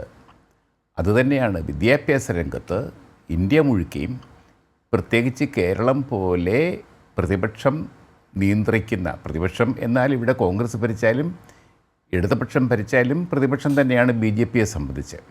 ഇവിടുത്തെ വിദ്യാഭ്യാസ രംഗത്ത് കൈകടത്താൻ, ഇവിടെ ഒരു കുത്തക സ്ഥാപിക്കാൻ RSSും BJPയും ഒക്കെ നടത്തുന്ന ശ്രമങ്ങളുടെ ഭാഗമായിട്ടാണ് ഈ ഗവർണർമാർ ഇതുപോലെ കളിക്കുന്നത്. അതാണ് ഇന്നത്തെ പ്രത്യേക കാര്യം. ഗവർണർമാർക്ക് അതിനൊരു തീട്ടൂരം കൊടുത്തിരിക്കുകയാണ്, അതൊരു അധികാരം കൊടുത്തിരിക്കുകയാണ്. അതാണ് അവർ ഉപയോഗിക്കുന്നത്. അതാണ് കേരളത്തെ സംബന്ധിച്ച് നമുക്ക് വർഷങ്ങളായ ഒരു സാംസ്കാരിക പാരമ്പര്യമുണ്ട്. ആ പാരമ്പര്യത്തിന് തുരങ്കം വയ്ക്കാനുള്ള ഒരു ശ്രമം, ഒരു ഗൂഢശ്രമം അതിൻ്റെ പിന്നിലുണ്ട്. അത് കാണാതെ പോകരുത്. രണ്ടാമത്തെ കാര്യം, നിയമസഭ എന്ന് പറഞ്ഞാൽ നിയമം പാസ്സാക്കുന്ന സഭയാണ്. അത് ജനങ്ങളുടെ സഭയാണ്, ജനപ്രതിനിധി സഭയാണ്. അവിടെ ഭൂരിപക്ഷമനുസരിച്ചാണ് നിയമം പാസ്സാക്കുന്നത്. ആ ജനപ്രതിനിധികളുടെ ഭൂരിപക്ഷമനുസരിച്ച് പാസ്സാക്കുന്ന നിയമം തടഞ്ഞു വെക്കാൻ ഗവർണർക്ക്, ഒരു നോമിനേറ്റ് ചെയ്യപ്പെട്ട ഗവർണർക്ക് അധികാരമില്ല എന്നുള്ള കാര്യം വളരെ ശക്തമായിട്ട് അടിവരയിട്ട് പറഞ്ഞിരിക്കുകയാണ് സുപ്രീം കോടതി. അതിന് ഇന്നത്തെ ജനാധിപത്യ സംവിധാനത്തിൽ, ഇന്ത്യയിലെ ഫെഡറൽ സംവിധാനത്തിൽ വലിയ പ്രസക്തിയുണ്ട്. ആ പ്രസക്തിയാണ് നമ്മളൊക്കെയും ചൂണ്ടിക്കാണിക്കുന്നത്. ഇവിടെ പ്രിൻറ്റു, ഈ പ്രശ്നങ്ങൾ അത് തമിഴ്നാട്ടിലാവട്ടെ കേരളത്തിലാവട്ടെ രാജ്യത്താകെയും ഈ പ്രശ്നം ഒരു വലിയ രാഷ്ട്രീയ പ്രശ്നമായിരുന്നു, മാധ്യമ വാർത്തയായിരുന്നു. ആ നിലയിൽ വലിയ വിവാദ പരിസരം ഇക്കാര്യത്തിലുണ്ടായിരുന്നു. സുപ്രീം കോടതി ഇത് പറയുന്നതോടുകൂടി ഇതിനൊക്കെ അപ്പുറത്ത് നിൽക്കുന്ന ആളുകളെ സംബന്ധിച്ച് അവർക്ക് വ്യക്തമായി ഒരു കാര്യം ബോധ്യപ്പെടുകയാണ്. ഈ വിഷയങ്ങളിൽ കേരളത്തിൽ മുഖ്യമന്ത്രി പിണറായി വിജയനും ആ സർക്കാരും ഇടതുപക്ഷ ജനാധിപത്യ മുന്നണിയും ഭരണമുന്നണി എന്ന നിലയിൽ LDFും പറഞ്ഞതായിരുന്നു ശരി എന്ന് വളരെ സ്പഷ്ടമായി ഈ തമിഴ്നാട് കേസിലെ വിധി ആളുകൾക്ക്, ഈ രാഷ്ട്രീയത്തിനൊക്കെ അപ്പുറത്ത് നിൽക്കുന്ന ആളുകൾക്ക് പോലും വളരെ ശക്തവും വ്യക്തവുമായി ബോധ്യപ്പെടുന്നില്ലേ? തമിഴ്നാട്ടിലേക്ക് പോയാൽ അതാണ് സ്ഥിതി. സ്റ്റാലിനും ആ സർക്കാരും DMK മുന്നണിയും പറഞ്ഞതാണ് ശരി. BJPയും കേന്ദ്ര സർക്കാരും ഇരു ഗവർണർമാരും, അല്ലെങ്കിൽ ഡോക്ടർ രവി എന്ന ഗവർണറും ഒക്കെ പറഞ്ഞതെല്ലാം ഭരണഘടനാ വിരുദ്ധമായ കാര്യങ്ങളായിരുന്നു. ഈ സർക്കാർ പറഞ്ഞതാണ് ശരി എന്ന യാഥാർത്ഥ്യത്തിലേക്കും ബോധ്യത്തിലേക്കും ജനങ്ങളെത്തിയെന്നേ. അല്ല, ഇപ്പോൾ ഒരു കോടതി വിധി BJPക്കോ അല്ലെങ്കിൽ ഗവർണർക്കോ കേന്ദ്ര സർക്കാരിനോ എതിരായി കഴിഞ്ഞാൽ ഈ പറയുന്ന ഇന്ത്യൻ കോടതി പുരുഷ കോടതിയാണെന്നോ അല്ലെങ്കിൽ കോടതിക്കെതിരെയോ പറയുക എന്നുള്ളത് ഞങ്ങളുടെ ഒരു വിഷയമല്ല. ഞങ്ങളെ സംബന്ധിച്ച് ഞങ്ങൾ അതല്ല, ഈ രാജ്യത്തെ നിയമത്തെയും ഭരണഘടനാ മൂല്യങ്ങളെയും സുപ്രീം കോടതിയൊക്കെ അംഗീകരിച്ചുകൊണ്ട് മുന്നോട്ട് പോകുന്ന പ്രസ്ഥാനമാണ് BJP. അപ്പോൾ അതുകൊണ്ട് തന്നെ നമ്മൾ മനസ്സിലാക്കേണ്ട പ്രധാനപ്പെട്ട ഒരു കാര്യം, ഇപ്പോൾ ഈ കോടതിക്കകത്ത് ഈ ഒരു പരാമർശം ഉണ്ടായതിൻ്റെ പേരിൽ ഈ സ്റ്റാലിൻ ചെയ്തതും പിണറായി വിധിയാണ്, ശരിയാണ് ഞങ്ങൾക്കില്ല. ഇവിടെ ആരിഫ് വിധി ആയിക്കോട്ടെ. വിധി എന്ന് ഞാൻ പറഞ്ഞില്ല, അതിനകത്ത് നിയമസാധ്യതകൾ ഇനിയും ഉണ്ട്. ഞാനത് ഇപ്പോഴും ഉറച്ചു പറയുന്നു. ഭരണഘടനാ ബെഞ്ചല്ല, അതുകൊണ്ട് തന്നെ അതിന്റെ സാധ്യതകൾ ഇനിയും പരിശോധിക്കപ്പെട്ടിട്ടുണ്ട്. പരിശോധിക്കാനുള്ള ഞാൻ ഇന്ത്യയുടെ ജുഡീഷ്യറിയെ സംബന്ധിച്ചിടത്തോളം അവസാനത്തെ ജഡ്ജിമെന്റ് വരുന്നത് വരെ വെയിറ്റ് ചെയ്യുമ്പോഴാണല്ലോ അന്തിമ വിധി. അങ്ങനെയാണല്ലോ ഒരു ഭരണഘടനാ ബെഞ്ച് അന്തിമമായി വിധി പറയുന്ന സമയത്ത് അത് നിയമമാണെങ്കിൽ നിയമമാകട്ടെ. അതിനപ്പുറത്ത് 2 ജഡ്ജിമാർ നൽകിയ ഞാൻ എൻ്റെ ഒരു ചെറിയ രീതിയിലുള്ള നിയമജ്ഞാനം വെച്ചാണ് ഞാൻ പറഞ്ഞത്. എനിക്ക് വലിയ രീതിയിലുള്ള നിയമജ്ഞാനം ഒന്നുമില്ല. അതിനകത്ത് വസ്തുതകളുണ്ടെങ്കിൽ ശരിയാവട്ടെ, അല്ലെങ്കിൽ ഞാൻ തമിഴ്നാടിനകത്തു അല്ല സാർ, ആയിക്കോട്ടെ നമുക്ക് നോക്കാലോ. അല്ല സാർ, നമുക്ക് ഇനിയും ഇതുമായി ബന്ധപ്പെട്ട് ഇതോടെ അവസാനിക്കുന്നില്ലല്ലോ. നമുക്കതൊരു ഓക്കെ. അങ്ങ് പറഞ്ഞതുപോലെ ഈ കേരളത്തിനകത്ത് യൂണിവേഴ്സിറ്റികളുമായി ബന്ധപ്പെട്ട ബില്ലുകളുമായി ബന്ധപ്പെട്ടാണ് വലിയ തർക്കങ്ങൾ ഉണ്ടായിട്ടുള്ളത്.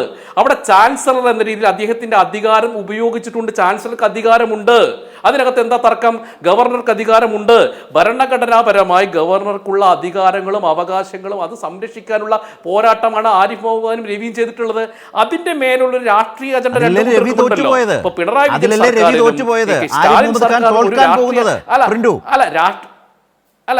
രവി തോറ്റു, ആരിഫ് മുഹമ്മദ് ഖാൻ തോൽക്കാൻ പോകുന്നു.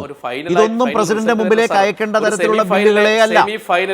സെമി ഫൈനല് അല്ല ഇതിനകത്ത് ഞാൻ പറഞ്ഞല്ലോ, ഈ ബില്ലുമായി ബന്ധപ്പെട്ട് ബാക്കിയുള്ള ബില്ലല്ല, ഈ യൂണിവേഴ്സിറ്റി ബില്ലിനകത്ത് തോൽക്കാൻ പോകുന്നത് 2 സർക്കാരുകൾ. പിന്നെന്താണ് കോപ്പറേറ്റീവ് സൊസൈറ്റീസുമായി ബന്ധപ്പെട്ട ബില്ല് രാഷ്ട്രപതി പിടിച്ചു വെച്ചിരിക്കുന്നു. ഇപ്പൊ പ്രിന്റ് അതിന് മറുപടി പറയാൻ ആളല്ലെന്ന് എനിക്കറിയാം. അങ്ങനെ കോപ്പറേറ്റീവ് സൊസൈറ്റിയുമായി ബില്ലുമായി ബന്ധപ്പെട്ട് ഞാൻ പറയുന്നില്ല, ഞാൻ അഭിപ്രായം പറയുന്നില്ല. ഇന്ത്യയുടെ ബഹുമാന്യായിട്ടുള്ള പ്രസിഡന്റ് എന്നിട്ടും ആ ബില്ലുകൾ തടഞ്ഞു വെച്ചിരിക്കുന്നു. ഈ ചർച്ചയിൽ BJP പ്രതിനിധിക്ക് പോലും അത് ന്യായീകരിക്കാൻ കഴിയുന്നില്ല. 7 മാസം മുതൽ 24 മാസം വരെ ആയിരിക്കുന്നു നിയമസഭ പാസാക്കിയ ബില്ലുകൾ രാഷ്ട്രപതിയുടെ ഇന്ത്യൻ പ്രസിഡന്റിന്റെ അടുക്കൽ തടഞ്ഞു വെച്ചിരിക്കുന്നു. താങ്കൾക്ക് പോലും ആ കേസില്ല. കോപ്പറേറ്റീവ് സൊസൈറ്റീസുമായി ബന്ധപ്പെട്ട ആ ഭേദഗതി ബില്ല് എന്ത് കാര്യത്തിന്? കോടതി പറയട്ടെ. അല്ല, ഞാൻ പറഞ്ഞത് ശരി, ഞാൻ പറഞ്ഞത് ഇത് വലിയ അല്ല സാർ, ഇവിടെ ഞാൻ പറയട്ടെ സാർ, ഞാനിപ്പോൾ ഈ സ്റ്റാലിൻ്റെ വിഷയവുമായി ബന്ധപ്പെട്ട് പാസ്സാക്കിക്കൊണ്ട് തത്വത്തിൽ അംഗീകാരം കിട്ടിയ 10 ബില്ലുകളുണ്ടല്ലോ സാർ, ആ 10 ബില്ലുകൾക്കും ഫ്യൂച്ചറിനകത്ത് ഒരു കോടതിക്കകത്ത് ഒരു കേസ് വരുന്ന സമയത്ത് അതിനൊരു സാധ്യതയില്ല. വൈസ് ചാൻസലർ നിയമനവുമായി ബന്ധപ്പെട്ടതാണ്. ഈ വൈസ് ചാൻസലർമാരെ സ്വാഭാവികമായിട്ട് അവിടെ നിലനിൽക്കാൻ സാധിക്കില്ല. അതാണ് ഞാൻ പറഞ്ഞത്. പിന്നെ കോപ്പറേറ്റീവ് ബില്ലുമായി ബന്ധപ്പെട്ട് 2 വർഷം തടഞ്ഞു വെച്ചത് അതൊക്കെ ഗൗരവമായിട്ട് ഇപ്പോൾ കോടതി ഇടപെടലുണ്ടായല്ലോ. ശ്രീ അനിൽകുമാർ, അദ്ദേഹം അത് കൂട്ടിക്കുഴച്ച പോലെയാണ് എനിക്ക് തോന്നുന്നത്. തമിഴ്നാട്ടിലെ 10 ബില്ലുകൾക്ക് വലിയ കൃത്യമായ അനുമതിയാണ് സുപ്രീം കോടതി കൊടുത്തിട്ടുള്ളത്. അതിനെ ഇനിയും ഏതൊക്കെയോ തരത്തിൽ ചലഞ്ച് ചെയ്യാമെന്ന് പ്രിന്റുവിൻ്റെ ഒരു ആഗ്രഹവും പ്രതീക്ഷയുമുണ്ട്. അതവിടെ നിൽക്കട്ടെ, ഞാൻ അതിലേക്കൊന്നും ഇനി കാര്യമായി പോകുന്നില്ല. ഇവിടെ പക്ഷേ ഫെഡറലിസം സംരക്ഷിക്കാൻ BJP ഇതര സർക്കാരുകൾ, വിശേഷിച്ച് ഇടതുപക്ഷവും അല്ലെങ്കിൽ കോൺഗ്രസ് ഇതര സർക്കാരുകൾ, DMKയും ഒക്കെ വളരെ ശക്തമായി കൈകോർക്കുന്നു. മുഖ്യമന്ത്രി പിണറായിയും മുഖ്യമന്ത്രി സ്റ്റാലിനും മധുര പാർട്ടി കോൺഗ്രസിൽ പോലും അത് കണ്ടു. അതിന് തൊട്ടുപിറകെ സുപ്രീം കോടതി തന്നെ ആ പോരാട്ടങ്ങളുടെ അനിവാര്യതയാണ്, ആ പോരാട്ടങ്ങളെ ശരിവെക്കും വിധത്തിലേക്കുള്ള വിധി കൊണ്ടുവരുന്നു. യഥാർത്ഥത്തിൽ ഈ വിധി തിരിച്ചടിയാകുന്ന, നേരത്തെ താങ്കൾ സൂചിപ്പിച്ചു, കേരളത്തിലെ കോൺഗ്രസിനു കൂടിയാണോ, പ്രതിപക്ഷ നേതാവിനു കൂടിയാണോ? സൗകര്യപൂർവ്വം അവരെ ഒഴിവാക്കി നിർത്താനാവുന്നതുമല്ല ഈ കേസ് ആകെ പരിശോധിച്ചാൽ.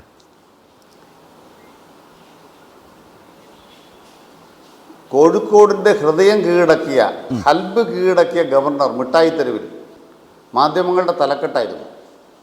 അങ്ങനെ കോഴിക്കോട് മിഠായിത്തെരുവിൽ ഗവർണർ ജയിച്ചു. പക്ഷേ സുപ്രീം കോടതി ഗവർണർ ജയിക്കില്ല. അതിന് കാരണം സർവകലാശാല നിയമമാണോ അല്ലാത്ത നിയമമാണോ എന്നൊരു ഭേദഗതിയില്ല. രാജ്യത്തെ നിയമസഭകൾ പാസ്സാക്കിയ നിയമത്തിൽ ഒപ്പിടാതിരിക്കാൻ ഗവർണർക്കൊരു മാർഗവുമില്ല. നിയമസഭകൾ പാസ്സാക്കിയാൽ രാഷ്ട്രപതി ഒപ്പിടണം. ആ ബില്ല് ഭരണഘടനാ വിരുദ്ധമാണെങ്കിൽ പറയാനുള്ള അധികാരം സുപ്രീം കോടതിക്കും ഹൈക്കോടതിക്കും ഉണ്ട്, റിട്ട് അധികാരമുണ്ട്, അത് വെച്ച് ചെയ്തോളും. അതുകൊണ്ട് ഗവർണറും രാഷ്ട്രപതിയും ഭരണഘടനയ്ക്ക് മേലുള്ള അധികാരിയാവരുത്. അതാണ് ഒന്നാമത്തെ കാര്യം. ഇന്നത്തെ രാത്രിയിൽ ഞാൻ SFI അഭിവാദ്യം ചെയ്യുന്നു. എത്രയോ SFIയുടെ ചുണക്കുട്ടികൾ ജയിലിൽ പോയി, ദിവസങ്ങളോളം ജയിലിൽ കിടന്നു. പിണറായി വിജയൻ കേരളത്തിൽ മുഖ്യമന്ത്രിയായിരിക്കുമ്പോൾ SFIയുടെ പ്രവർത്തകന്മാർക്ക് മർദ്ദനമേൽക്കുന്നു, അവർ ജയിലിൽ പോകുന്നു. എന്തിനു വേണ്ടി? കേരള പോലീസിന് നിയമപരമായി അക്കാര്യങ്ങളിൽ ചില നടപടികൾ സ്വീകരിക്കാൻ ബാധ്യസ്ഥമാകുന്ന വിധം ഗവർണർ എന്തെല്ലാം ചെയ്തു? തട്ടുകടയിൽ കുത്തിയിരുന്നു കൊണ്ട് എന്തെല്ലാം നാടകങ്ങൾ കളിച്ചു? അതിൻ്റെ എല്ലാം അറ്റത്ത് പോയിട്ട് ലീഗിന് ഒരു സെനറ്റ് മെമ്പർ, കോൺഗ്രസ്സുകാർക്ക് 2 സെനറ്റ് മെമ്പർ, BJPക്കാർക്ക് കുറേ സെനറ്റ് മെമ്പർമാർ, അത് വെച്ച ആളുകളോ പള്ളിക്കൂടത്തിൽ പോകാത്ത കുറേ ആളുകൾ. പിന്നെന്താ ചെയ്തത്? കേരള സർവകലാശാലയിൽ ആദ്യമായിട്ട് BJPക്ക് ഒരു സിൻഡിക്കേറ്റ് മെമ്പർ. ഈ കങ്കാണിപ്പടിയാണ് ഗവർണർ ആരിഫ് മുഹമ്മദ് ഖാൻ നടത്തിയത്. അതിനെതിരായ യുദ്ധമായിരുന്നു കേരളത്തിലെ LDFൻ്റെ യുദ്ധം. ആ LDFൻ്റെ യുദ്ധം, കാവ്യവൽക്കരിക്കാനുള്ള യുദ്ധത്തോട് ലീഗ് എടുത്ത നിലപാടെന്താ? ജമാഅത്തെ ഇസ്ലാമി എടുത്ത നിലപാടെന്താ? SDP നിലപാടെന്താ? SUCയുടെ നിലപാടെന്താ? ഇവിടുത്തെ UDFയുടെ നിലപാടെന്താ? മാധ്യമങ്ങളുടെ നിലപാടെന്താ? അതിനെതിരെ വീരോചിത പോരാട്ടം നടത്തിയ വിദ്യാർത്ഥികളെ അപമാനിക്കുകയായിരുന്നില്ലേ ഈ വലതുപക്ഷവും മാധ്യമങ്ങളും ചെയ്തത്? അതുകൊണ്ട് ഇന്ന് ഈ പോരാട്ട വിജയമുണ്ടാകുമ്പോൾ SFI എന്ന സംഘടനയ്ക്ക് അഭിമാനകരമായി പറയാം, ഞങ്ങളുടെ പോരാട്ടം ഭരണഘടനയ്ക്ക് വേണ്ടിയായിരുന്നു, ഞങ്ങളുടെ പോരാട്ടം സർവകലാശാലകൾക്ക് വേണ്ടിയായിരുന്നു. പിന്നെ BJP നേതാക്കന്മാർ പല കാര്യങ്ങളും പറയും. ഞാൻ ഒറ്റ കാര്യം ചോദിക്കട്ടെ, ഇപ്പം 3 മാസമോ 1 മാസമോ എന്നുള്ള സമയക്രമം നിശ്ചയിച്ചു. ഇത് മാറ്റാൻ ഭരണഘടനാ ഭേദഗതി നടത്താനുള്ള ഒരു ഭൂരിപക്ഷം പാർലമെൻറ്റ് നിങ്ങൾക്കുണ്ടോ? നിങ്ങൾ മനസ്സിലാക്കേണ്ടത് JDUവിൻ്റെ 5 പേര് ഇപ്പോൾ രാജിവെച്ച് പോയിരിക്കുക വക്കം ബില്ല് വന്നപ്പോൾ. ശരി, അനിൽകുമാറെ, അപ്പൊ അതുകൊണ്ട്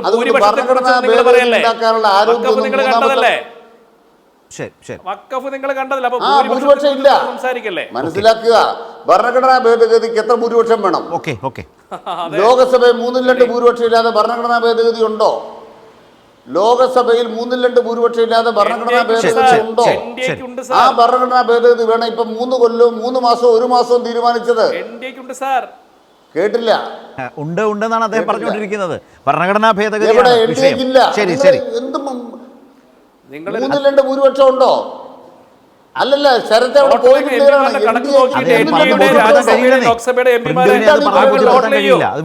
ആ ഭരണഘടനാ ഭേദഗതിക്ക് പാർലമെന്റിലോ 3/2 ഭൂരിപക്ഷോ? എന്തൊക്കെ വിഡ്ഢിത്തരാ പറയണത്?